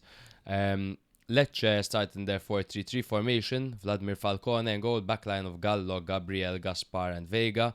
Midfield three of Koulibaly, Ramadani and Kaba, who started ahead of Berisha this time. And the front three of Tete Morente on the left, Pierotti on the right, who started ahead of Banda, and Camarda up front. But Camarda only lasted 45 minutes, much better than my 4 minutes. But Camarda lasted 45 minutes because he got clarted in the head. And apparently, they asked him they asked him a memory question in the changing room, and he got it wrong. So they're like, No he's way. like concussed kind of Holy thing. shit! Imagine Yeah. you just got it wrong. Like that one time. Where are you? That one time I needed access to my online banking, and I called the bank, and they're like, "All right, man, we'll just ask you these simple security questions, which were ID card number, your address, and if you've withdrawn in the past week or something like that." I answered them, and they're like, "I'm sorry, sir. Unfortunately, you failed the authentication." That's fucking brilliant. I'm like, That's what? No, I brilliant. swear, I'm me. I'm me. It's so frustrating. There was a UFC fighter once who low-key got knocked out, but they didn't count as a knockout because the round was ending, and then the referees or the doctor asked him, "Where are you?" And the idiot said the name of the city. He didn't say like I'm in the ring, I'm at Madison Square Garden. He was like I'm in Vegas, baby. And they're we in like, New "Ah, York, he's- we out he's here." like, yeah, and I started doing all that. And the fight got called off. But anyway, Wow. 3-4-2-1 formation for Allegri's men. Mike Maignan in goal. Backline of Tomori, Gabbia and Pavlovic. This time it was Musa on the right and Estupinian on the left with a double pivot of Modric and Fofana. Loftus-Cheek and Salamakers, and then started right behind Santi Jimenez. So technically it was Pulisic who was sacrificed in place for Musa. Of course, Pulisic carrying a bit of a knock. On the topic of Pulisic, shout out to Lexa, Pulisic's lovely girlfriend. Everyone go follow her on TikTok. She's hilarious. She is. Matthew sent me a video, this random TikTok of a day in the life. Okay, we're pulling it up. It's Lexa, this beautiful girl, and she goes, my girlfriend sent me this, by the way, and Lexa goes, my boyfriend wants chicken wings, so he's getting chicken wings. And it's just her goofing around, really goofy, funny girl, and she's cooking chicken wings. All of a sudden, her boyfriend arrives, and when her boyfriend arrives and opens the door, Lexa's waiting there with a huge fucking water gun. And her boyfriend goes, "Ah!" And then it zooms on her boyfriend. Her boyfriend's Pulisic, man. It's all that video. Unbelievable. And it really wasn't viral or anything. And then it's Pulisic at the end. First, I was like, why the hell did Matthew send me this? I'm watching the whole thing. Then at the end, Pulisic walks through the door. I'm like, what the hell? She went to watch the Cremonese game, bro. And she's like, unfortunately, my man didn't win this game, but keep your head up, King, because your crown will fall. And it's like, exactly get her in the dressing room with Allegri right now, because the entire team needs some of that. Put her in the same room as Santiago Jimenez. Literally. Anyway, let's get into it. Yeah. In the 4th minute, Gabbia opened the scoring, but it turns out the game's gone, and you can't give a centre back a bit of a shove. It wasn't that bad, but 2 hands and a push. You You slow slow that it down, it looks and bad, it's done. classic. VAR and whatever, it's the rules. And then Santi Jimenez scored in the 60th minute. I'm like, oh my god, yes, like he scored. 4 Jesus. celebrations. He did 4 celebrations, including holding up Yashari's shirt because he injured Yashari in training. And Allegri told everyone that it was Santi Jimenez's fault. And 5 minutes before the game, Tar is saying, yes, we don't exactly like Santi Jimenez, so we're trying a swap deal for Dovbyk. If we don't manage, fuck it though. And then he gets on the pitch and he scores. I'm like, fuck yes, boom, ruled out for offside. 6 minutes later, however, Ruben Loftus-Cheek scored, which made me very happy because I was like, Why would Allegri keep on playing him? That is why Allegri will keep on playing him. It was a brilliant Modric free kick, which was flicked in by the head of Loftus-Cheek very, very well. Kind of like flick back Flick header. yes, and Milan did particularly look dangerous on set pieces because of the likes of Loftus-Cheek, who has quite a bit of size to him. And in the 86th minute, my man Christian Pulisic came on. He came off the bench to finish a long Manyan kick that ricocheted kindly off of a few defenders. Clumsy defending by Lecce at that point, but Pulisic, he doesn't miss those, man. That's a good thing about Pulisic. Absolutely, yes. I thought, just in general, my overview of this game. So you can kind of see what Allegri wants, which is a structured team, of course, and the priority is not to concede chances. And I thought that at no point were Lecce threatening at all in this game. I think Estupinian gave the ball away stupidly at a point, and they Camarda almost had an opportunity there, but that was the only part. But ideally, you give him some time to work with these defenders, maybe he can get something going. I thought that as a skeleton of the team, this is the worst that it will be for the whole season, because Leao is out, Pulisic wasn't 100%, Rabiot hadn't been brought in yet. The centre-backs are still getting used to what Allegri wants them to do. Fofana's a bloody mess. I don't know what the hell is going on with Fofana. Been a disaster. He's been a disaster. He's been really bad. Chaotic and hectic. Ricci hasn't been integrated yet, So I do think that this is the worst that Milan will look on the pitch. Now, when I said this on Discord, the Juve fans were like, that's what you will always think with Allegri. You think it can't get any worse than this. But then if it can't get any worse than a 2-0 victory. I'll take that. However, I do have a huge concern that Modric and Rabiot at 39 and 30 are going to be playing every single game, and Ricci's going to rot on the bench, and Ricci is he's the future of Milan. I do have a fear for that, because we have seen it from Allegri at Juve, where he insists on Rabiot, for example, and there are other talents who Juve fans are screaming for to play. This is a classic Allegri. It's a classic Allegri that shit like this think happens. he'd be mad not to play Ricci. He'd be mad. I think maybe there are some tactical so things far he's crazy. He has to iron out. If you look at the profiles of Modric and Ricci, and you have a coach explaining to them what he wants from them, I think Modric is more likely to understand immediately. It's still early days, right? So I think that's maybe a factor.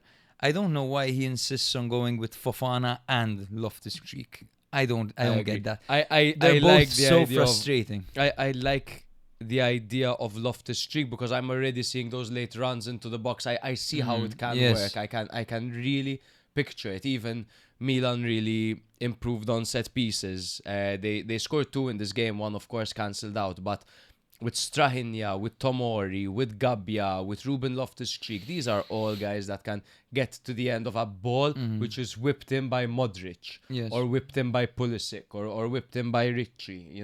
These are the guys you want in the box. So I could see Loftus-Cheek working. So if Ricci is benched, what I would want to see is Modric, Loftus-Cheek, Rabiot. I think that's what Allegri is going to go for. Unless Rabiot goes instead of... We'll see. We can speculate. I don't know. I would like Modric, Ricci, and Rabiot, right? Yashari soon, as in soon, when he's back. When he's back, but he has a bit of a setback right now. We can forget about Yashari for now. Yeah. Because, yes, he's been clarted. I have a note here that just says, not exactly attractive football by Milan, but a clean sheet, 4 goals, 2 ruled out, of course, but a good sign. And showed significant improvement from set pieces. Those are my 3 main takeaways. Absolutely. From Milan, I think Allegri has arrived. Like, this was a classic Allegri game. We also had an incredibly Allegri-esque moment in this game as well, which included Musa. So I think Nick's going to pull up the clip of what took place over here. It's a very short story, so check out our Instagram to watch this. But this is just what you get when your manager is the main character of your team. Absolutely. And I'm all for it, bro. He, what having Allegri takes away from the pitch it makes up for it on the sideline. Absolutely. You know, yeah, absolute cinema. He is the entertainment. It's coming right now. Oh yeah. Okay. Pulling it up. And it's here. It's coming. Younous Moussa. Dernière minute là, sous ce maillot-là. Oula, Massimiliano Allegri.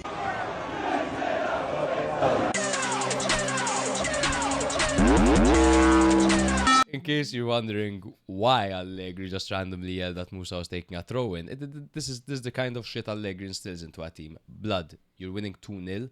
Why are you trying to take the throw in quickly? No, it was he tried to play a 1-2 quickly. The 1-2 it was, not the throw-in. They passed him the ball, and he tried to play off a. the pitch. He was holding the ball. It was a throw-in. As in, he was going to take I thought he a was throw-in yelling at quickly. him because of the incident before the throw-in. No, he was about to take the throw-in quickly, and he went, calma! And in fact, he dropped the ball. And Yeah. at least that's how I... Okay. I think it might be He both. was to be definitely honest. saying, Yeah. slow the fuck down. Because he tried to play a forward ball, a one-touch through ball when Milan are 2-0 up, you know. So and that he- was the start, Yeah. and then that was the boiling Yeah, point. then he saw him running erratically to pick up the ball. Calma! And then he kicked him on the floor, then he sold him. Exactly. A short and beautiful story. I have a question for you. Okay. Who was that winger that came on for Milan at the end? Man, is he new? That is... No, this guy. Yes. The Brazilian talent. Strahin Pavlovin de Shoes Jr. No? Strahin Of course, for those Pavlovinho. for those who were watching, Pavlovinho got the ball at the end and took on a few players and shot, and it was actually quite a nice little move. He's so clumsy, but I can't help but love Pavlovic. He's just the mold of player that should become good. Yeah, Just yeah. like physically. With the he's correct great, coaching, good surely he'll be grinta, fine, right? great at carrying the ball up, great at a three at the back. Mm. He just gets hot rushes to the head. We spoke about the Jimenez struggles. Of course, Jimenez remains at Milan, which I am very happy about. There's no Dovbyk swap. That's not going anywhere. If January comes around and both sides are still dissatisfied, they can do that deal in January. They're used to doing business together, these guys. But Santi Jimenez deserves time at Milan. Santi Jimenez needs time at Milan, and people need to show this guy love and need to show him support. He's a simple striker. Give him the ball in the box and he's likely to put it in the back of the net. Don't expect him to do anything else. If Allegri likes a different kind of striker, then they should have done something earlier about it, or get someone and to compete with Santi Jimenez. But Santi Jimenez shouldn't be forced out after fucking 6 months at the club. I mean, this is just poor management there at this point. Absolutely. And And you don't. how poorly handled by Tare. So Tare, who poorly I love, handled. but really poorly handled by him. By everyone, to be honest. Even Yeah. the people who brought him in. You brought him in for a manager you knew you were going to sack. That they brought in a good player. There's a good player there. There's a player that scored a bloody brace against Bayern Munich there. There's clearly something.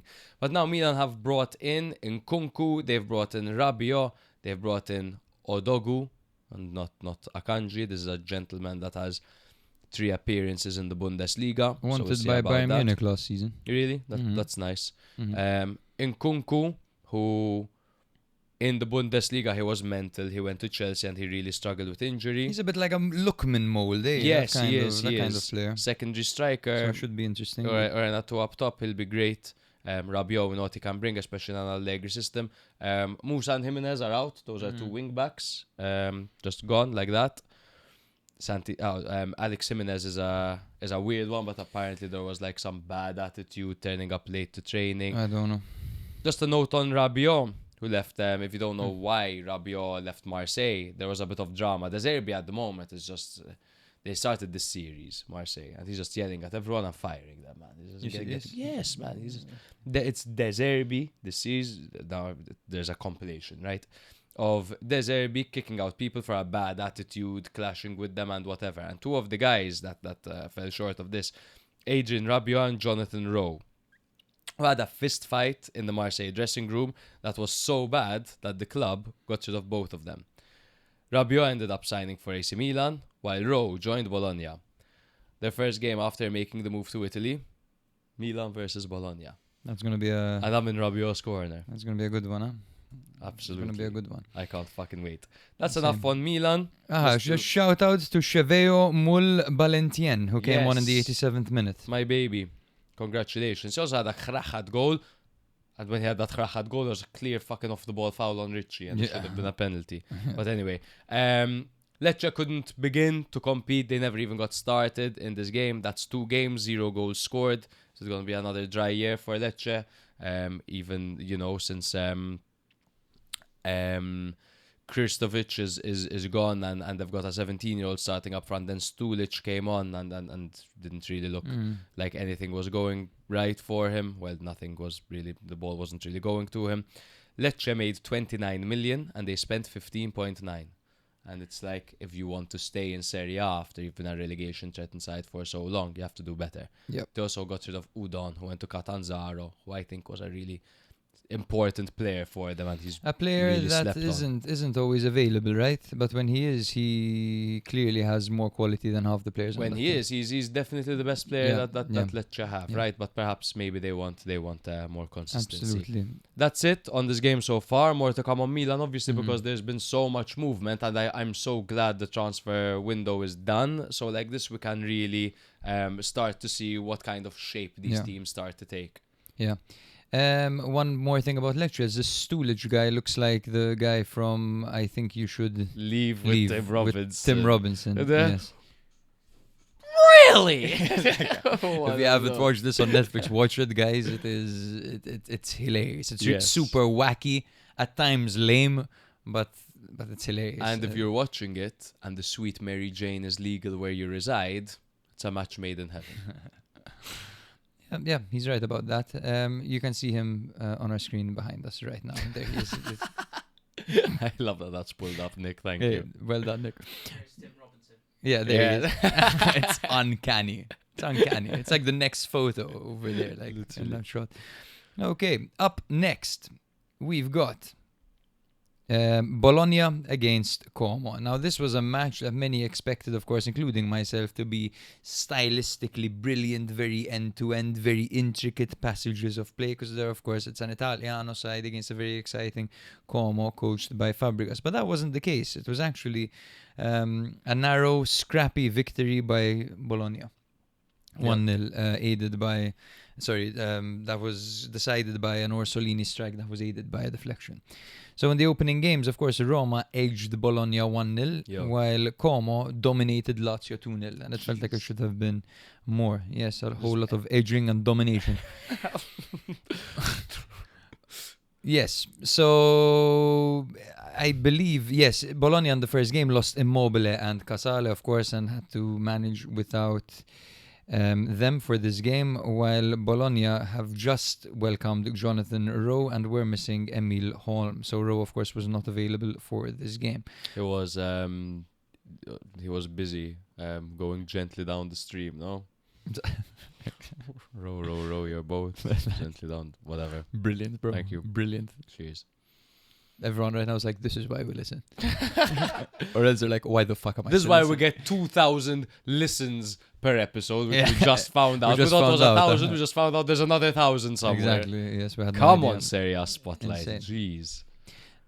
Yes. Skorupski was in goal for Bologna with Zortea, Vitic, Hegem and Liko Janis at the back. Who the heck is Hegem? He looks alright, to be honest. He put in a pretty decent performance over here, accompanying Vitic. It's always difficult when you have two new centre-backs that need to click immediately, Yeah. but they did a very good job over here. Freuler and Moro were the double pivot with Orsolini and Cambiaghi out wide. Fabian in the pocket with Castro playing up front. For Como, from Fabregas's 40-plus man squad, he decided to opt for Boutet in goal with Valle, Kempf, Ramon and Van der Bremt at the back, who suffered an injury this game.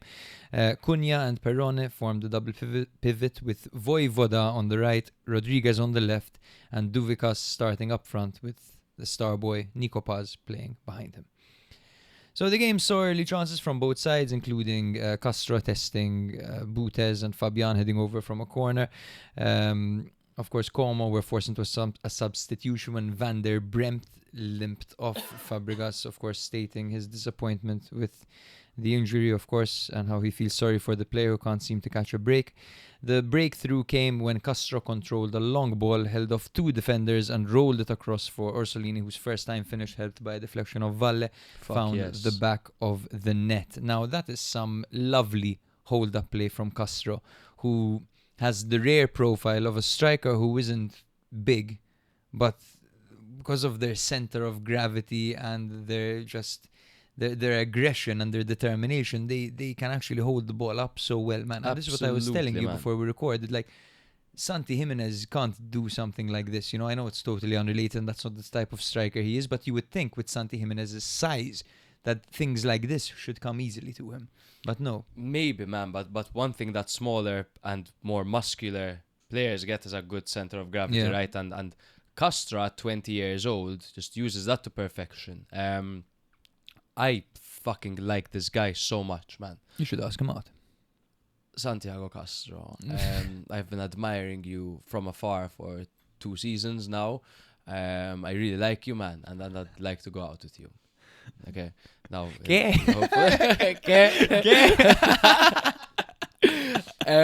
he's bloody brilliant, and He is. I said when Immobile came in, I know it's hard to bench a striker like Immobile, 201 goals in Serie A.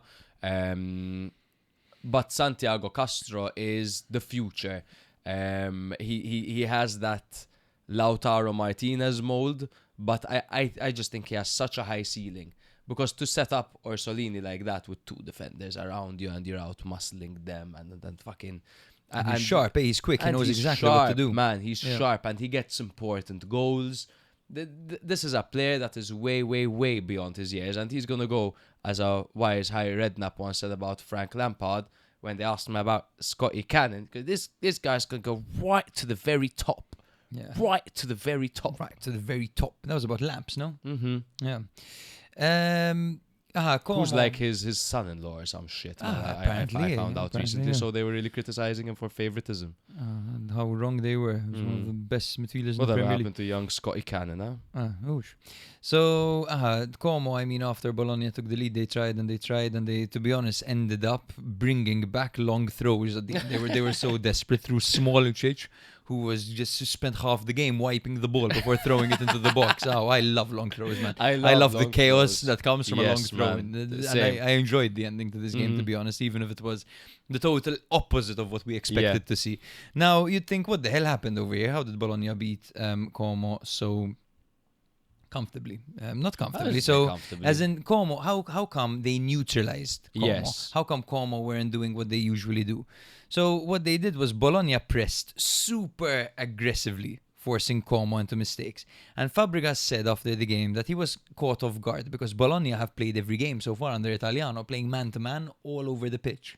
They didn't do that in this game. Legend, man, Italiano. Christ, that's so smart. So they pinned them back. They forced the play. They stretched the play as much as they could so they can actually play down the middle, and they found success in doing so. In fact, the goal came like that. Castro and absolutely, Orsolini making the most out of space created in the middle through the wide players stretching the game. Nail on the head. Yeah, it was De Silvestri and Lico Giannis who pushed and stretched. I also like the rotation that took place over here. Like, I like how Lukumi came on when things got a bit more physical. They brought him on in the 46th minute, and even Pobega came on when it got a bit more physical. Yeah. Lukumi has been trying to leave, and they didn't sell him in the end. They said it was too late and we couldn't find a replacement. So fair enough, to be honest. Okay. I mean, an offer came in from the Prem, but I think they rejected it. Yeah. After the mare he had in the opener, huh? In the game of the season. Clearly, he wasn't focused, right? Yeah. I liked Freuler and Moro. They controlled the tempo and transitions very well. Interceptions, as usual, they were... Fabian, occasionally it looked like it was a 3-man midfield, right? Fabian really slots into, almost fills in that third role. Yeah, he did very well, especially. He and then basically when Fabregas was interviewed, he said that he did not expect it. As I said, they played they usually play man to man, but they didn't, and they look for long balls normally, which they kind of didn't do either. There weren't those switches that we're used to seeing from Bologna. Which, of course, is also because they've got different players nowadays, right? They played long balls, sure, when they had Dan and Doy running in from the back, but this is no longer a team that has that pace. So perhaps playing the ball to a player's feet with all these technical players that they have would be quite a good idea as well. Yeah, absolutely. I mean, there isn't really. I have a much point else. to Please, make, please. and I think this is where we could see. You mentioned the high press, which is totally correct. But I think the physicality and the intensity is something that Bologna really brought. That not surprised Como, but I think if we could see an area or a situation where Como might struggle this season, it's when a game becomes a bit of a physical scrap where like. But we saw them in pre-season play Betis in that 3-2 victory, and it was quite scrappy, yeah? But so Betis I might be wrong about that. Betis are very touch and go. It's very possession and faff based. It's not like I'd like to see the Como, for example, against Udinese. Oof. Yeah, will they be able to play against those guys? Yeah. But I do think that's what Bologna did really well. It's like, how are you gonna play your Spanish style fucking one touch? We're gonna bombard you, like, and they were physical. It doesn't mean they were dirty, but they were physical. They really imposed themselves. They didn't give them a second on the ball, but it was the Italiano press, right? It wasn't that relentless press that leaves a gaping hole at the back. Yeah, I really respected this performance by Bologna. They surprised a lot of people. Yes, and Italiano demonstrating once again what a serious coach he is and how adaptable he's becoming. Oh, for sure. Yes, just to point out that Como, by the end of the market, spent 107.65 million euros. Yeah. Crazy. Insane. Compared to, for example, Bologna's 51 million. But it's crazy because they really didn't let go of a lot of players. You know? They let go of Strefetza and Fabregas was going to have a panic attack. I can't sleep, man. I can't sleep. I lost man. sleep. They sold Strefetza. Can't believe I'm gonna see that bunda on the pitch. that 5'3" man bunda. The same bunda. What the hell am I saying? That's Sol Campbell has. No, the same bunda that Hazard has. Yeah. It's actually quite a different kind of bunda. Are you ready from this game? I am ready from this game. Then we'll jump to Parma 1, Atalanta 1, Cuesta versus Juric. Parma, of course, coming off that 2-0 away loss to Juve, whilst Atalanta were coming off a 1-1 home draw to Pisa. They just love drawing 1-1 against the Peas. Parma lined up in a 3-4-2-1 formation with Zion Suzuki in goal, a backline of Valenti, Circati and Del Prato, Valeri out on the left, Lovic out on the right, and double pivot of Bernabe and Keita. Sorensen started behind Pellegrino in place for Ordonez, and Almqvist filled up the right spot. Yeah, I said that's so weird. Atalanta lined up with the exact same squad. Juric lined up with the exact same squad that drew 1-1 at home to Pisa. 3-4-2-1, Carnesecchi in goal, backline of Scalvini, Hien and Jim City, Bellanova on the right, Zalewski on the left, Verona and Pasalic in the double pivot, with the Ketelare and Maldini playing behind Scamacca. So, instantly, Scamacca almost scored the best goal I've ever seen in my life, I think. Well, a bit of an exaggeration from my end, but Keita lost the ball in a dangerous area. The keeper was off his line, and Scamacca went for the chip. But he hit the post. Really unfortunate. The deadlock was actually broken in the 79th minute, man. When Pasalic scored with a precise shot from the edge of the area, he was set up very well by Nikola Kristovic. Very smart layoff by him. And he had a couple defenders around him as well. So there was a bit of physicality and good composure over there. And a brilliant finish by Pasalic. Really cleanly hit right into the bottom corner. Just a couple of minutes later, though, 6 minutes later, Patrick Cutrone came on. There was a header by Del Prato that was saved by Carnesecchi, and Cutrone just comes in for Out a of nowhere. trademark rebound goal by Cutrone. But right place, right time, as always, by the Italian man, and he slotted home the equalizer just 4 minutes into his debut. I watched this game, and I just found Atalanta, I think we described them as this already in the opening game, but just a bit limp in all areas. A real lack of intensity and urgency in every part of the pitch, where they seemed slow in possession, weak in pressing, Just they didn't really make any attempt to stretch Parma or create these clear-cut opportunities. And Parma were completely fine. We know that in the last game against Juve, they showcased Catenaccio at its finest, really. And they pretty much went for the same approach, hit them on the counter a few times, but it was essentially up until the 79th minute really just a comfortable performance by Parma. Of course, it doesn't mean they had a lot of the ball, but Atalanta at no point did they show that they even, in my opinion, wanted to get the lead. And then, of course, in the second half, they tried to play quick football. Atalanta, they tried to play like this. They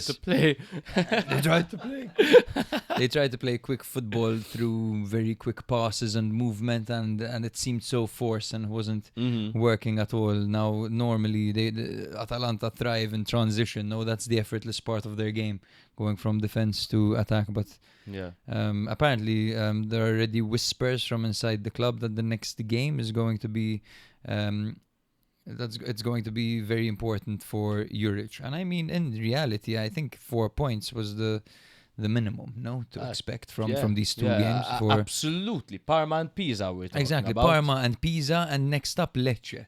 So if he doesn't beat Lecce, I mean, questions are going to be asked there. 4 points minimum from the first two games. They're so far, Atalanta have been, I would say, from the opening two match days, they've been some of the biggest doo-doo heads in the league. I think they're up there, some of the biggest doo-doo heads. Of course, a huge moment of transition, but two very winnable games for them. Yes, two winnable games. But I feel like with the players on the pitch could have won both games for them. There were big misses in both games. I mean, the first game, Daniel Maldini could have turned that round. Yeah, that's part of the doo-doo. Of football. That's Yes, it's part of the doo-dooness. And at one point, Kristovic was played through one-on-one in this game. And I thought he was going to take the piss at one point. He controlled the ball and two defenders hit the ground. I thought he was going to walk it into the net, to be honest with you. But instead he squared it. I believe I forgot how the action ended. He squared it and they squandered the chance or something. Madonna, man. And of course they don't have Edison on the pitch at the moment, which is a factor. He has an inflammation in his meniscus and he's out for 8 weeks. He's set to miss most of September's action and he will likely be unavailable for upcoming matches against Lecce, Torino and Juventus in Serie A, plus the opening match of the team's Champions League campaign against Paris Saint-Germain. Have no fear, Musa's here. That's a big signing for them in that regard. Before I get into some transfer news, I will just jump to Parma a bit. Solid defensive structure by Parma. Still no Cuesta ball inside, but again, tough opponents. That's what I expected so far. From composed performance by Parma. There was an in-game change in formation from the 3-5-2 to the 5-4-1. I misworded that. They played a 3-5-2 formation, which morphed into a 5-4-1 formation off the ball, and they were super disciplined and tough to break down. They also scored from a set piece, which is the forte of Cuesta, who worked a lot on those routines with Arsenal, who perfected them. Of course, a bit different when you have Declan Rice taking them, one of the best in the world at doing so. But they've got some good players in the area that can nod one home. We saw Pellegrino score from set pieces as well last season. Scored, I believe, a brace both from set pieces last season. And this is an asset that in a relegation battle could prove really decisive, because that could get you a 1-0 victory over Lecce. That can get you a 2-1 win over Hellas Verona. That can get you a draw against the likes of some of the bigger teams. And also I just want to highlight Oristano. He came on for his debut with Parma and he looked really lively. He looked good when Parma really weren't moving things forward. I feel like Oristano came on and particularly he won a number of fouls. He won 4 fouls when trying to take the ball forward. So that's exactly what he does, right? Oristano. Yeah. He's a great dribbler. One of the best dribblers in the league statistically as well from last season. Oh wow, okay. Yeah. Okay. Interesting. Yeah. Of course, Atalanta have signed Musa, and Atalanta have also failed to let go of Adamola Lookman, which paves the way for in Maltese we use the word l'opportunisti. The The opportunists. Is that is opportunist a word? No. People that Opportunistic is a word. opportunistic is a word. Opportunism. So, opportunism is a word. Yes. Okay, those are all words. Yes. But a moment of opportunism once again for Galatasaray, because if a Serie A team fails to sell someone who's running down their contract, like Osimhen, Galatasaray come in. Now, according to reports from Rudy Galletti, I don't know who Rudy Galletti is. Maybe I'm naive, but Galatasaray are interested in Lookman. Of course, their transfer window is still open. They're not restricted by the transfer deadline of Serie A, and Serie A teams can still sell their players as long as that market is open. So Milan can still sell Benasser to Trabzonspor, for example. So I fully expect Lookman to move to Galatasaray and to pull an Osimhen. They pay quite well nowadays, these Turkish clubs. They pay well. I won't get into how I think they manage to pay well. But I believe they paid 70 million for Osimhen or something like that. But they got help from some sponsors or something. What they typically do is they get them on a loan.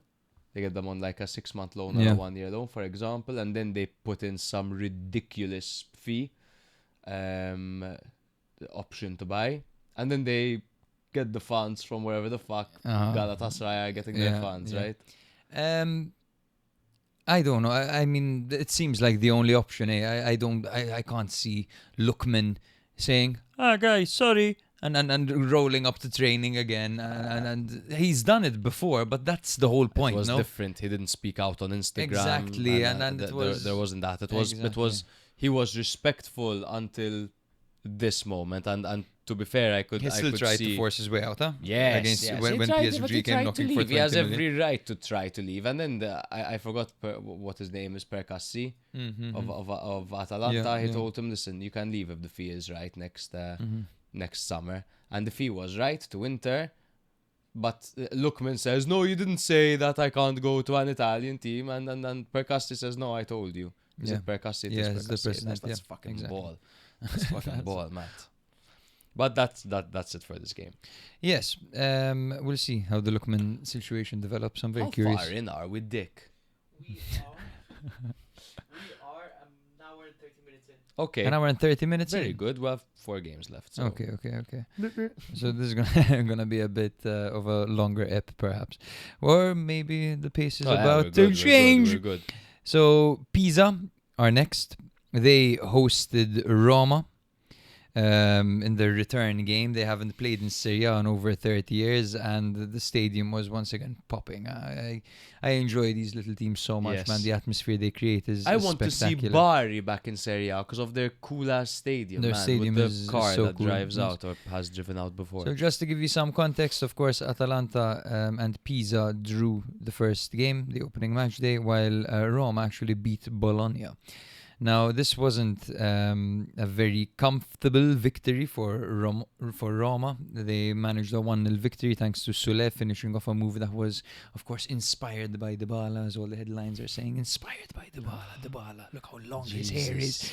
Look how long. Look at the tracksuit. Dybala. La Hoya.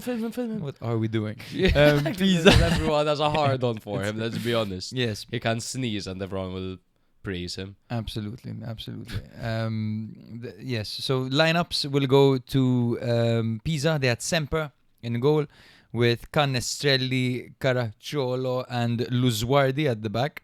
Toure, who plays on the right, and Angori, who plays on the left. Toure, by the way, has dribbled like that twice in a row now. It's true. Hilarious. The really premeditated step over. Hilarious. It's like Mandzukic trying to dribble like... It's like Mandzukic trying to imitate, Cristiano Ronaldo. Angelino, or whoever was defending that, couldn't believe his eyes. He got a letter 4 days ago from him to whom it may concern. I'm attempting 3-step overs against you. Hilarious dribbling style. Marin, Abusher and Tramoni were in the middle with Meister and Morio playing up front. For Roma, it was Svilar in goal, Indica, Mancini and Hermoso at the back with Wesley and Angelino on the flanks, Con and Cristante in the middle with Sule and El Sharawi flanking Evan Ferguson. But everyone's inspired by Dybala. Everyone's inspired by Dybala. So the game started energetically. Meister forced a strong save from Svilar in the opening 10 minutes. Very early on. Very Pisa early looked on, yes. bright. And moments later, he skimmed the shot just wide. Roma, of course, they struggled to create clear chances in the first half, while Pisa had two big chances through Meister. One of them, of course, created by Toure and his clumsy ass hilarious dribbling. Roma had a penalty appeal for a handball that was not given. Yes. Weird Need one. to see better angles. Totally looked like a handball. Looked like a penalty What I to me. might think happened is that the arm might have looked more extended than it was because it extended as the ball hit it. I'm not sure though. I haven't seen a proper angle. Yeah, I mean, we don't have access to those, unfortunately. The breakthrough came 10 minutes into the second half. Dybala came off the bench, cut inside from the left, linked with Ferguson, and set up Sule to sweep home first time from 12 yards. Sule thought he had a second soon after, but his effort was ruled out for handball, and this was also harsh. I mean, Sule was hard done by over here for sure, because I don't think his hand was in that much of an unnatural position. I don't know, to be I also honest. felt it was a bit in front of his body. Like if not there, his body, you know? Yeah, Again, weird. I don't know. Yeah, we just assume, Matt and I, that we don't know the handball rule. No, I don't know the handball rule. What's What the is it handball nowadays? rule? What's the updated version? In my opinion, if you chop the arms off, where would the ball have gone? Yeah. You know? Because if And your the ball hand would is have here gone- and it hits your hand here and it's coming towards you, the ball is literally coming towards you and it hits your hand, it would have hit your chest either way. You know what I mean? The trajectory surely is affected, but I don't know. Yeah, Pisa kept on pushing, Abusher firing twice just off target, while Stengs couldn't make an impact late on. Roma nearly sealed it in the final minutes when Kone's driving run-up set up Dovbig, but Semper pulled off another big save to keep Pisa alive. But in the end, this was enough to edge Roma just over the line. Yes, and that's 2-1-0 victories for Roma now. Which, I mean, in that run that they had under Ranieri, when things started going well for them, they had a bunch of these 1-0 victories. No one were saying, oh, how crucial this Villar saves are, because literally keeping them at 1-0, such a tight margin. And I don't expect Roma to be blowing teams out of the water. It's still a moment of transition for them.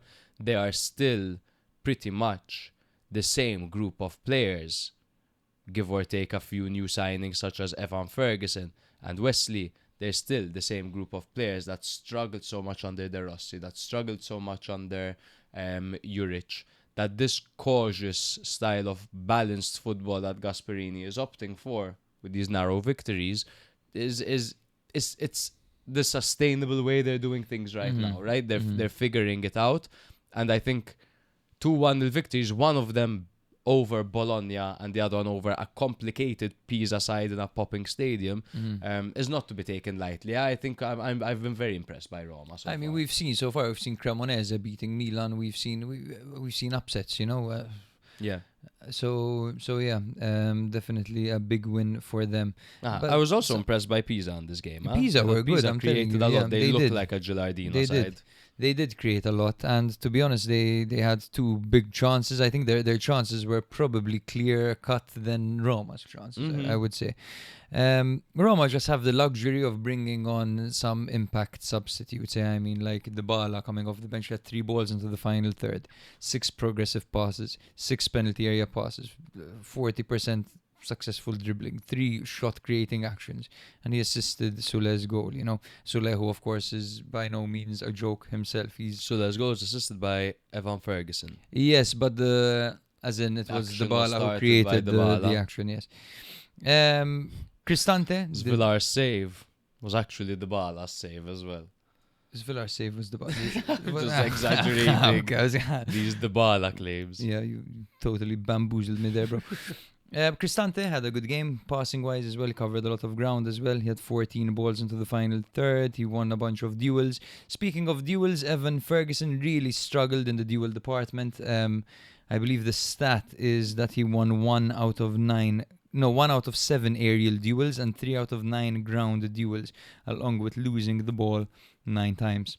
But I do think that he showed good hold-up In play. the goal, I thought so too. And regardless, throughout the game, I think he had good moments where, for his age, he looked like a striker that was holding up play quite well. And we saw that in the first game as well of the season against Bologna. I agree. He definitely looks bright, and I think Gasperini is going to enjoy working with him. He's only 20 years old. Of course, he's new to the league, so these stats are obviously going to skew everything. But he looks promising at times. Raw, very raw. And aerial duels. How tall is the guy? I don't think aerial duels. And so he's 188 centimeters. That's tall. Quite tall.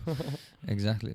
Nice to see Nzola back, and by nice to see I mean I'm totally indifferent. But he's back for Pisa, demonstrating his hold-up play. Cuadrado came on for Pisa as well as Stengs in the 83rd minute, of course. But yeah. Very good job by Roma. Solid performance by everyone, including Kone, including the defense as well, Indica, Mancini and Hermoso. Unspectacular, but got the job done. Absolutely. And that's important for Roma. Torino 0, Fiorentina 0. Boy, do we have a 0-0 for you here. Torino, of course, coming off that huge 5-0 away loss to Inter, and Fiorentina coming off a disappointing 1-1 away draw to Cagliari. When it comes to Torino, they made multiple changes. They dropped Mazina for Maripan in defense. They dropped Lazaro for Pedersen at right back. They dropped Ginetis for Ilic in midfield. They dropped Ilkan for Aslani in midfield as well. So they started in a 4-3-3 formation. Israel in goal. Backline of Biragi, Maripan, Koko and Pedersen. Midfield three of Ilic, Aslani and Cassidy. Every time. With front three of Vlasic on one wing, Ngonjo on the other, and Simeone up front. Fiorentina swapped. Interesting change by Pioli here to go from a 3-4-2-1 to a 3-4-1-2. And De Gea was in goal, of course. Backline of Komuzzo, Pongracic and Ranieri. Dodo on the right, Gosens on the left. Som and Mandragora as a double pivot, so Mandragora ahead of Fagioli. Goodmanson in the number 10 with a front two of Piccoli and Keane. So Piccoli starting ahead of Ndur, and Pioli prioritizing strength and physicality and numbers up front rather than that width, and perhaps relying on Dodo and Gosens to provide that width. It was by no means a quiet game. In the 8th minute, Torino's Cassidy was set up by this Vlasic-Simeone combo for a shot, which was then blocked by De Gea. We did see Torino move the ball pretty well moving forward. It was nice to see after that absolute blitzkrieg they received. However, Fiorentina did have the better moments. You know, Dodo almost scored from 45 yards out after Israel was off his line, but the ball whistled just wide. It was really well struck by Dodo. He really sliced the tech. Yeah. Israel denied Piccoli, De Gea denied Simeone, but ultimately the best chance fell to Moise Keane in the 71st minute. Nick, you can pull this up in the meantime. Yeah, Moise Keane has certainly already produced the miss of the season. There is absolutely no way there'll be a miss worse than this. Gosens had this looping header that beat Israel. Finally something beat Israel. That's not a joke. That's not a political joke. Finally something beat Israel. And it was heading in because Israel had a great game. Only for Keane to come in flying. I'm quite sure the ball was going in. It was going in. For sure it was going in. Keane came in flying and headed it over the bar. Keane is the kind of striker that I understand why he'd go in for that. Because Keane really rides off momentum. Positive momentum and negative momentum. So he needs a goal to reach the heights and the levels that he did last season. And that is important for the team. So I don't blame him for going and stealing that. I mean, that at that it's moment he's important. confirming the goal. Exactly. He's in a regular position, you know. I mean, he's just going for it. But when you miss it, man, That's when you terrible, ruin it, jeez. And how hard is that to miss? Louise, it's incredibly difficult to miss. And Yeah. he looked He looks astonished. distraught. And Keane in these opening 2 games has looked a shadow of his former self. And I'm not saying the former self that got 25 goals last season. I'm saying his former self in any other season, because he always contributed. I know there's literally a season where he didn't contribute anything, but he would drive the ball forward, he'd have good moments, he'd hit the post. He was the player that hit the post the most ever that one season. But this season he's really done Do you nothing believe so far. in some players being unluckier than others? Yes, absolutely. Because Keane is just one of those players, that bar last season, I think his career has had so many unlucky calls, unlucky moments. Man. And he's sometimes I think you make your own luck, and sometimes you make decisions that just end up being super unlucky, like him going to Everton, for example. Carlo Ancelotti was there, and Ancelotti didn't enjoy him tactically. Once he had subbed him on and subbed him out immediately for one wrong move a couple of wrong moves that he made tactically, and Ancelotti took him out, and that really derailed his value. I thought he had good moments at PSG. They were, however, playing him as a winger when he's a striker, and then he was at Juve at the wrong times. They never really took a punt on him and started him. He's had a tough career, man. Yeah, and it started really super root for early. Let's remember that he debuted for Juve at 16 years old. Moise Keane. Yeah. My goodness.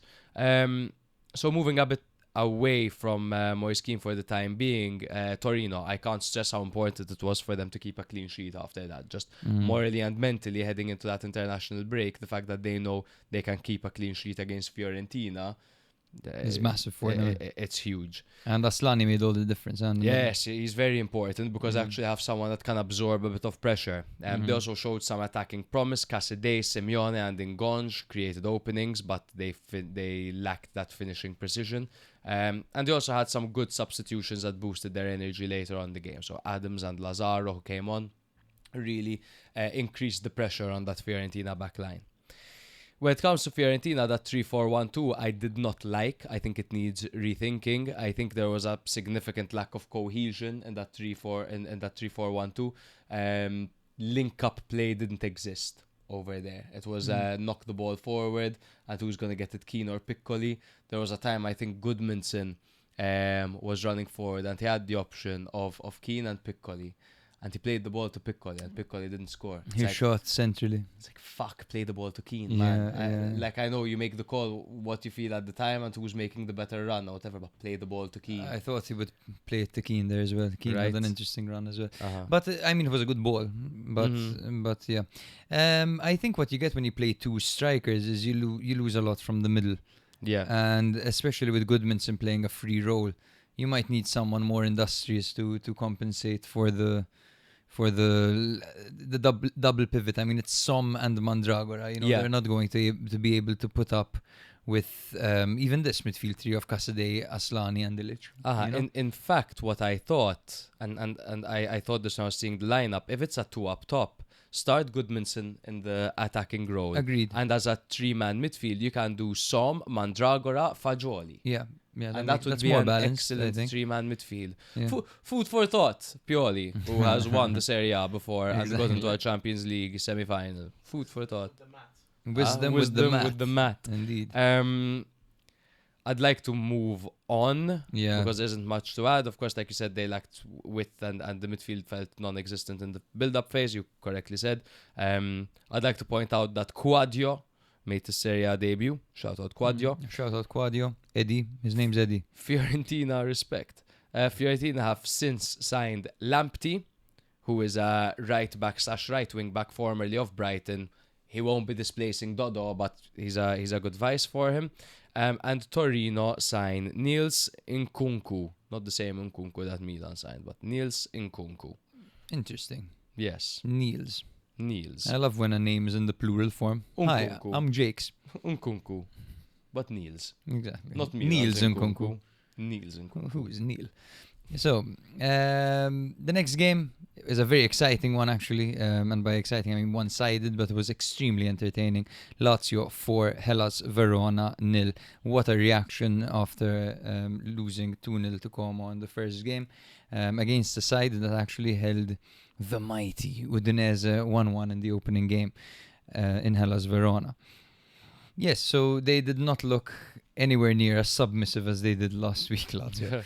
For Lazio, it was Provedel in goal with Marasic, Hila, Prostgard and Nuno Tavares at the back with Guendouzi, Rovella and Delebashiru in the middle, Cancelleri on the right, Zaccagni on the left and Valentin Castellanos starting up front. I think we can call him Valentin the Dream in this one. Valentin the Dream, yes. Yeah. Montepò was in goal for Hellas Verona with Ebosse, Nelson and Nunez at the back, Bradaric on the left, Cam on the right, shout out to Campbell, Serdar, Thought the same thing. Bernard and Harui were in the middle with Joe Wang and Sar playing up front together. To confirm, are we both saying Patron Campbell Yes, or yes. Saul Campbell? Because I was thinking Patron Campbell. I was thinking Patron Campbell. Okay, as well. nice. Shout out Cam. Next week we'll pull up a picture of Patron Campbell like that. Guendouzi opened the scoring just 3 minutes in after a smart setup from Castellanos, who held the ball up and laid it off, similar to kind of what Castro did in the Bologna Yes. game. He was wrong-footed, he was falling down, but he still managed to play the ball. Very intelligent play by Castellanos. Zaccagni made it 2-0 before the 10th minute, assisted by a stunning Rabona from Castellanos, and then he went on to score a header from a Rovella free kick, putting the game beyond doubt. And if there was any doubt left, the substitutes Belayan and Pellegrini and Dia all linked up for the final strike. A complete polar opposite of the first game, which just goes to show what a difference home support and the familiar atmosphere can give Lazio, even though their record at home has been pretty bad for a while. And this was a return to victory, actually. Where was it? And the next year, wait, this is... No, I didn't write it down. Shit, I had when they won a game at home was actually quite a while Jeez ago. Louise, I'll find out. Yeah. This is how you utilize Castellanos. This is how you utilize the support striker that is Tati Castellanos. Oh, man. He was so good this game, man. He was unstoppable. And I hope that these are signs as to what Sarri can do with a striker of this mold. Yes, and this is what I always say about Castellanos. He's quite well-rounded, but he excels completely at link-up play and sauce. He is incredibly saucy as a footballer. Yes. And when he's off and there's an element of sauce, it doesn't look like he has the team's priority at heart, and you think this guy's just trying to look good. And and he does a bit of this and a bit of that, and people tend to dislike him for that reason. But when it goes well, and when you have Zaccagni on top form, and when you actually have players around you getting involved and charging into the box the same way Guendouzi did so brilliantly in that opener, that is when you really value having a striker like Tati Castellanos. Absolutely, and the players around him actually stepping up and scoring. I mean, we know Guendouzi has said that he wants to add more goals to his game, and one of our major criticisms of Lazio on the prediction episode and the recap episode was the fact that goals don't really come from everywhere, and when you have a striker like Castellanos, you can't expect him to be the goal scorer. He empowers the players around him, right? Yeah, I'm very excited also to see what Belayan can offer for Sarri. I think he's a very good Sarri player because of the way that he offers something a little bit more technical and something that Delebashiru doesn't offer. Of course, there are two profiles that can be uniquely implemented into the team depending on what Sarri wants. But yeah, Cancelleri had a big miss. Huge miss. Huge miss. Yeah, very clumsy. I'm still trying to find out how long ago their last home victory before this was. Was it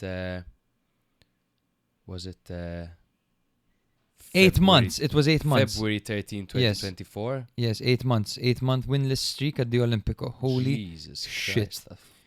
Holy fuck. Yeah, that's insane. I also just want to say it is typically a very good sign when a team loses and gets embarrassed 2-0 against Como, and then they come back and beat Hellas Verona 4-0. It's a good sign because the team didn't create any drama. And Sarri pointed this out. It's like, there's no drama. We understood. We lost the game. We came back out and we did what we had to do and more today. Yes. One department that I'm worried about Lazio is the right back department, man. How like the Marisic is starting still there. January, that has to be on the top it's a of their disaster, list in right? January. Has to be. And if Rovella stays fit, they'll be fine. If he gets injured, they're screwed. Yes. He's everything. But there's... Yes, completely. Yeah. Belayan is a similar profile, but nowhere to the level of Rovella. Nowhere to the level. Agreed. And Belayan can complement him even more than replace him. I agree. Just the words of Paolo Zanetti, because I'm always curious. After you lose 4-0, what do you say when the press just come up to you and put microphones in your face? This is what Zanetti said. We completely miscalculated our approach. Lazio is a strong team, but we did the exact opposite of last week in Udine. We have a few excuses, but I won't give any on our attitude. We must ensure that this defeat leaves us with something positive for the future. Today, we didn't take the field with the attitude of those who have to save themselves. We were presumptuous and we can't afford that. Last week we played an important match. Today we took 2 steps backwards. I love your tone of voice when reading that, bro. He's right, though. I mean, he didn't. It's a bit of a... no contradiction in it. Like, first he says that the spirit was good, and then he says that we were presumptuous and we can't afford. Yeah, yes. So, well done, Lazio. Welcome back. Sorry, Ben.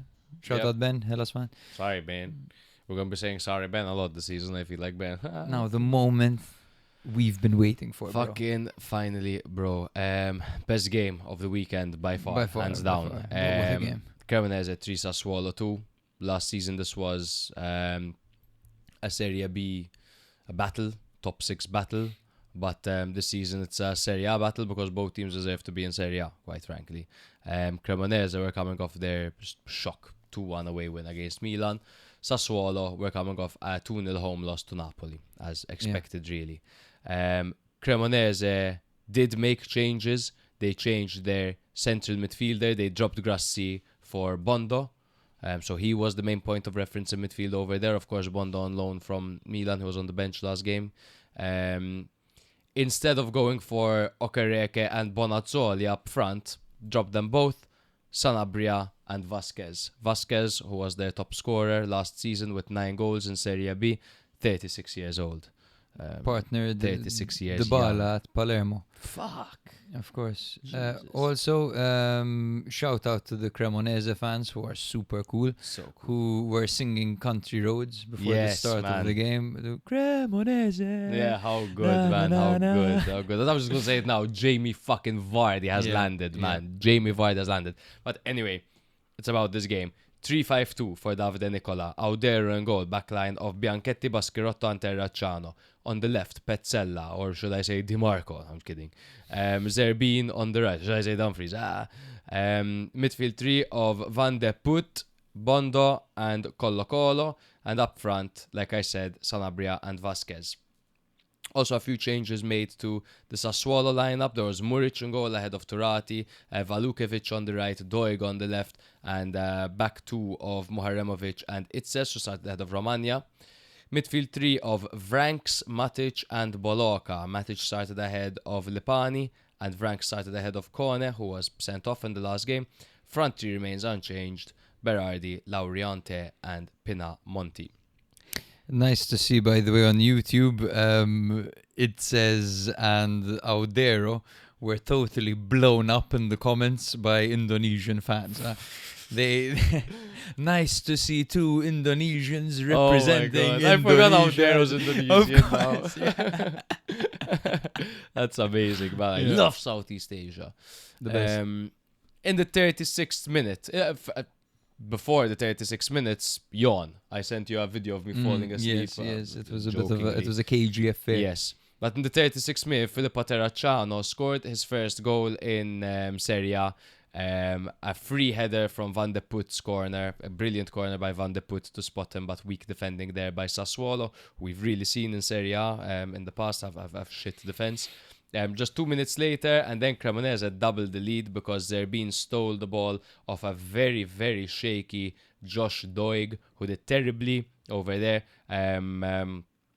Ball was given to Franco Vasquez, who dummied. Sanabria dribbled past the goalkeeper, squared it with this shot cross, and Vasquez tapped it in. 36 years young, baby. I would say impossible to miss, but same match day as Keane. Yeah, exactly.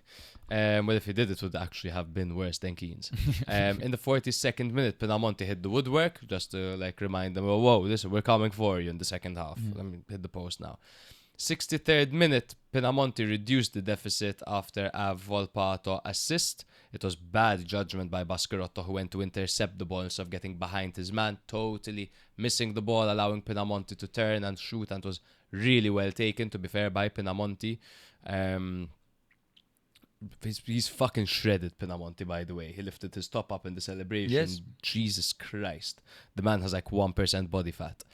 That's what you'd expect at this level. I mean, yes, but then there are body types, right? Yeah. And some players are just a bit more, they have a higher body fat percentage. 71st minute, Berardi scored from a penalty. He converted after Fadera was fouled clumsily by Grassi. Grassi just came in like a prime Boris Johnson in that friendly 11-a-side game. Really, really clumsy by Grassi. Really clumsy. Super clumsy. And he came on to kind of be a Exactly. stabilizer. And he gave away that penalty. For Bondo. Yeah. I don't think he'll be starting out of Bondo anytime soon. 84th minute, Cremonese thought they scored via Okereke, but the goal is disallowed for a push. Game's gone. Stoppage time. Floriani Mussolini fouled in the box. Does incredible. He was so active when he came on. So you notice his shirt. Yes, it doesn't say Mussolini. It says Romano, and the commentator they call calls him Romano Floriani. Exactly. Do you think we should call him Romano Floriani? No, I think we should call him Mussolini. That was on the back of, for sure. We should call him Mussolini. Are you taking the piss? What? When else are we gonna have an opportunity like We should this? call him Duce. I'm joking. I'm pretty sure he had Mussolini on his back in Serie B. Yeah? Cool. I have no idea. But Mussolini did well to get between. Who was it that gave away the foul? I don't have that. Who gave away the foul? Amateur.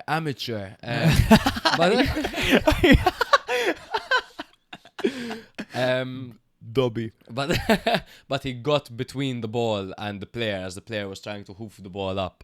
I think I might remember. Was it Fadera who won the penalty? Then no. I'm not gonna invent. Yeah.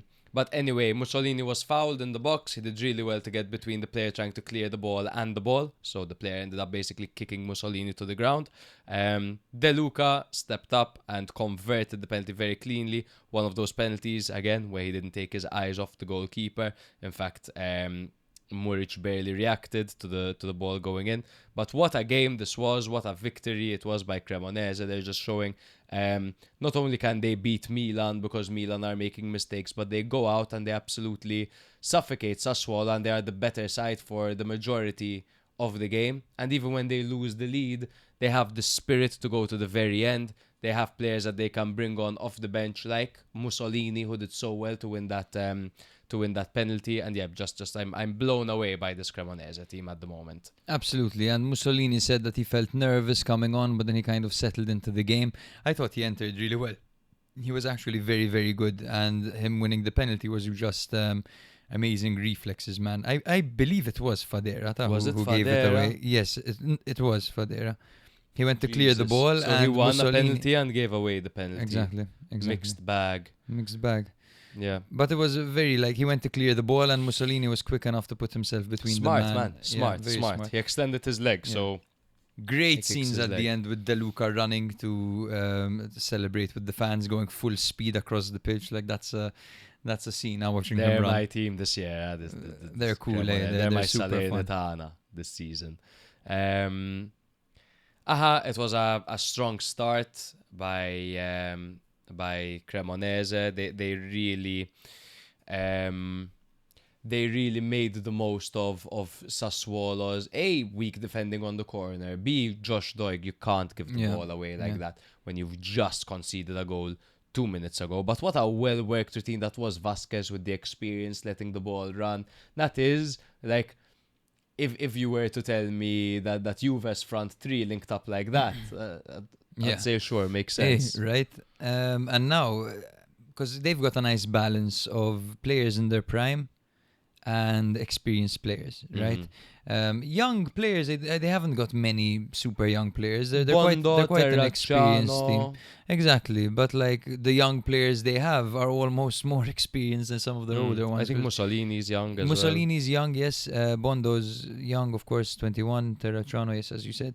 But the likes of like Zerbin. Zerbin has been around for a while. I think he Yeah. might be older well. now. I think he might be 27, Zerbi. He's 26, exactly, no longer a youngster.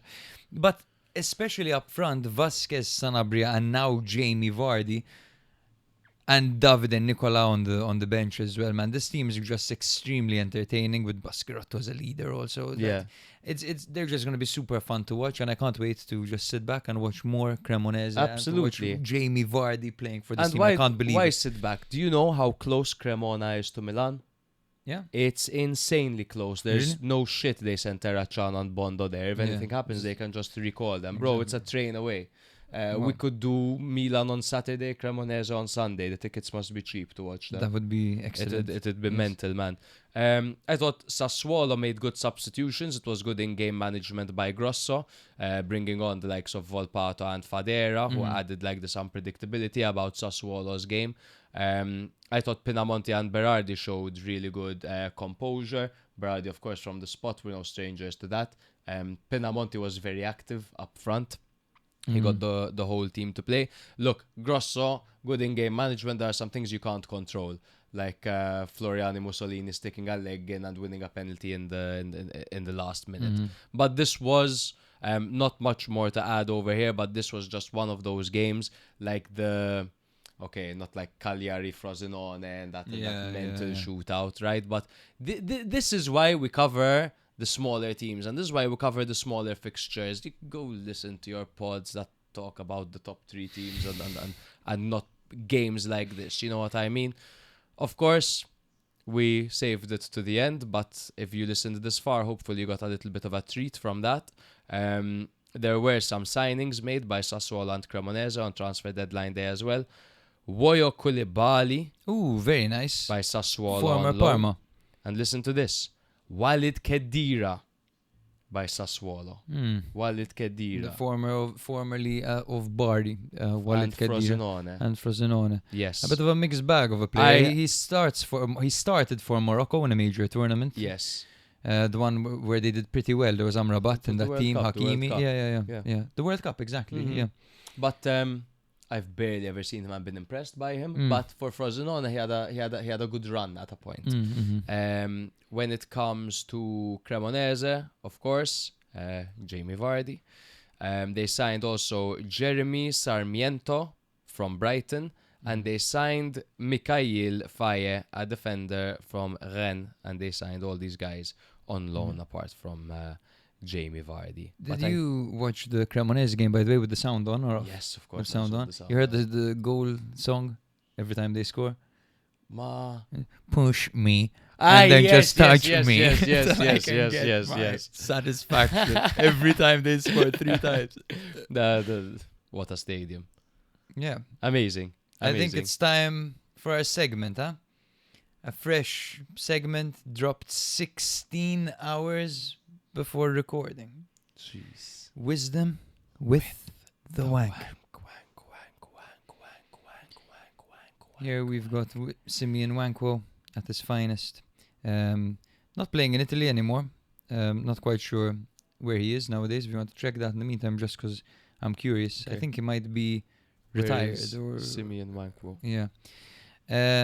He dropped a picture training. He looks like he's training in this picture. He's definitely training in this picture. And he wrote, "Ease is a greater threat to progress than hardship. Better to take what you are given and do something with it." I'll react to that in a second. Okay. Simi is currently without a club. Mm-hmm. But therefore, you hit the nail on the head, Simi. This is hardship. Would you rather you can have it easy? You can be second choice striker in Serie B, but you have a good job, you get paid weekly. You'll have it easy. That's not what Simi wants. No. Is that how you grow as a person, from having an easy situation? No. Fuck no. Fuck no. You need it tough to grow, man. And at 33 years old, Simi's still learning. He's still looking for opportunities to grow, opportunities to become fundamentally, man, a better man. That's what Simi wants. Absolutely, man. Wisdom with the wank. Wisdom with the wank. And you know what I'm seeing over here? I'm seeing a 33-year-old striker, 6'6", unique profile, Serie A experience, top 3 highest scoring African players in Serie A. Yes, man. Milan have 1 striker. Wisdom with the wank. Bring him in. Let me just go through this. Wait, why would I do that when we already have the longest episode known to man? I'm just going to go through Simi's career for another day.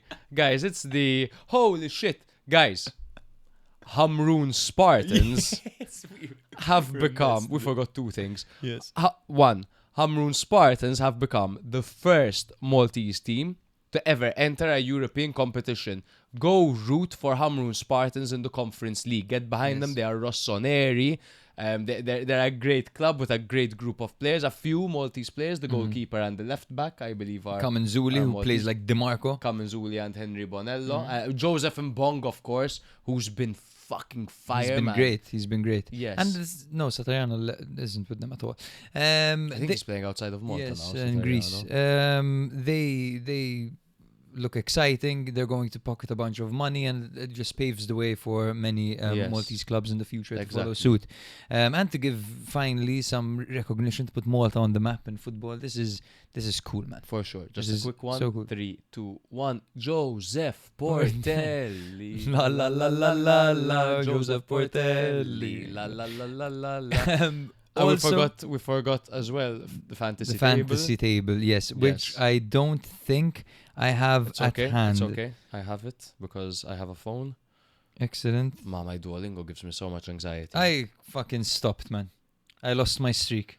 I had 160 Honestly, days. I admire you because I am a slave of this bird that yells at me. And super passive aggressive. It's so passive aggressive. So in first place we have got MRN. He confirmed his identity on WhatsApp. I can't remember who it was. And I forgot who it was. This is so bad. Who was MRN again? He told us he what. said on WhatsApp. On WhatsApp, I think he confirmed. Jesus. Definitely not Jesus. Jesus. I can't believe this. Spot heads. Keep them entertained, man, while I do this. Please. The number you have dialed is vacant. Does not exist. The number you have dialed. MRN is Matthew Newman. Matthew Newman. Yes. Nice. Shout out Matthew listening Newman. to the episode right now. MRN is me. So shout out Matthew Newman, who leads the title right now with 156.5 points, shortly followed by Sheikh Retegi. Definitely Tim there. Yeah. Just 0.5 points behind him. In third place we have Dre FC. Dre. Just straight up Dre.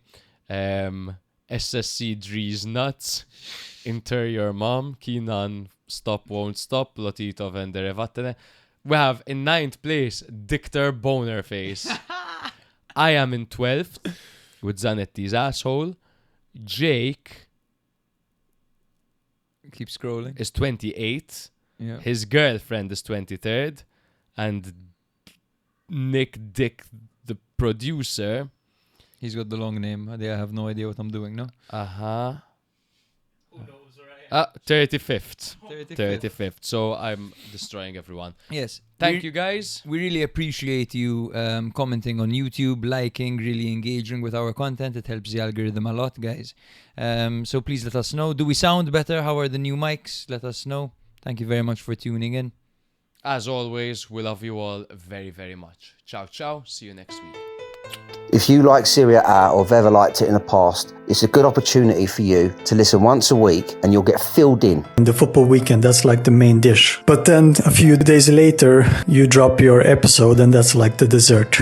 and the dessert is just perfect. It's good, the cake. It makes it feel like we're all sitting in a room together, just BSing with each other. The atmosphere is fantastic. I promise nobody will ask you to send boob pics. Sometimes maybe good, sometimes maybe shit. I love how you go into so much detail and show so much passion towards each and every team. Literally, no team is left undiscussed. When I listen to you, it's like I'm talking to you in a pub. It's like I'm chatting to a friend and you're chatting to me.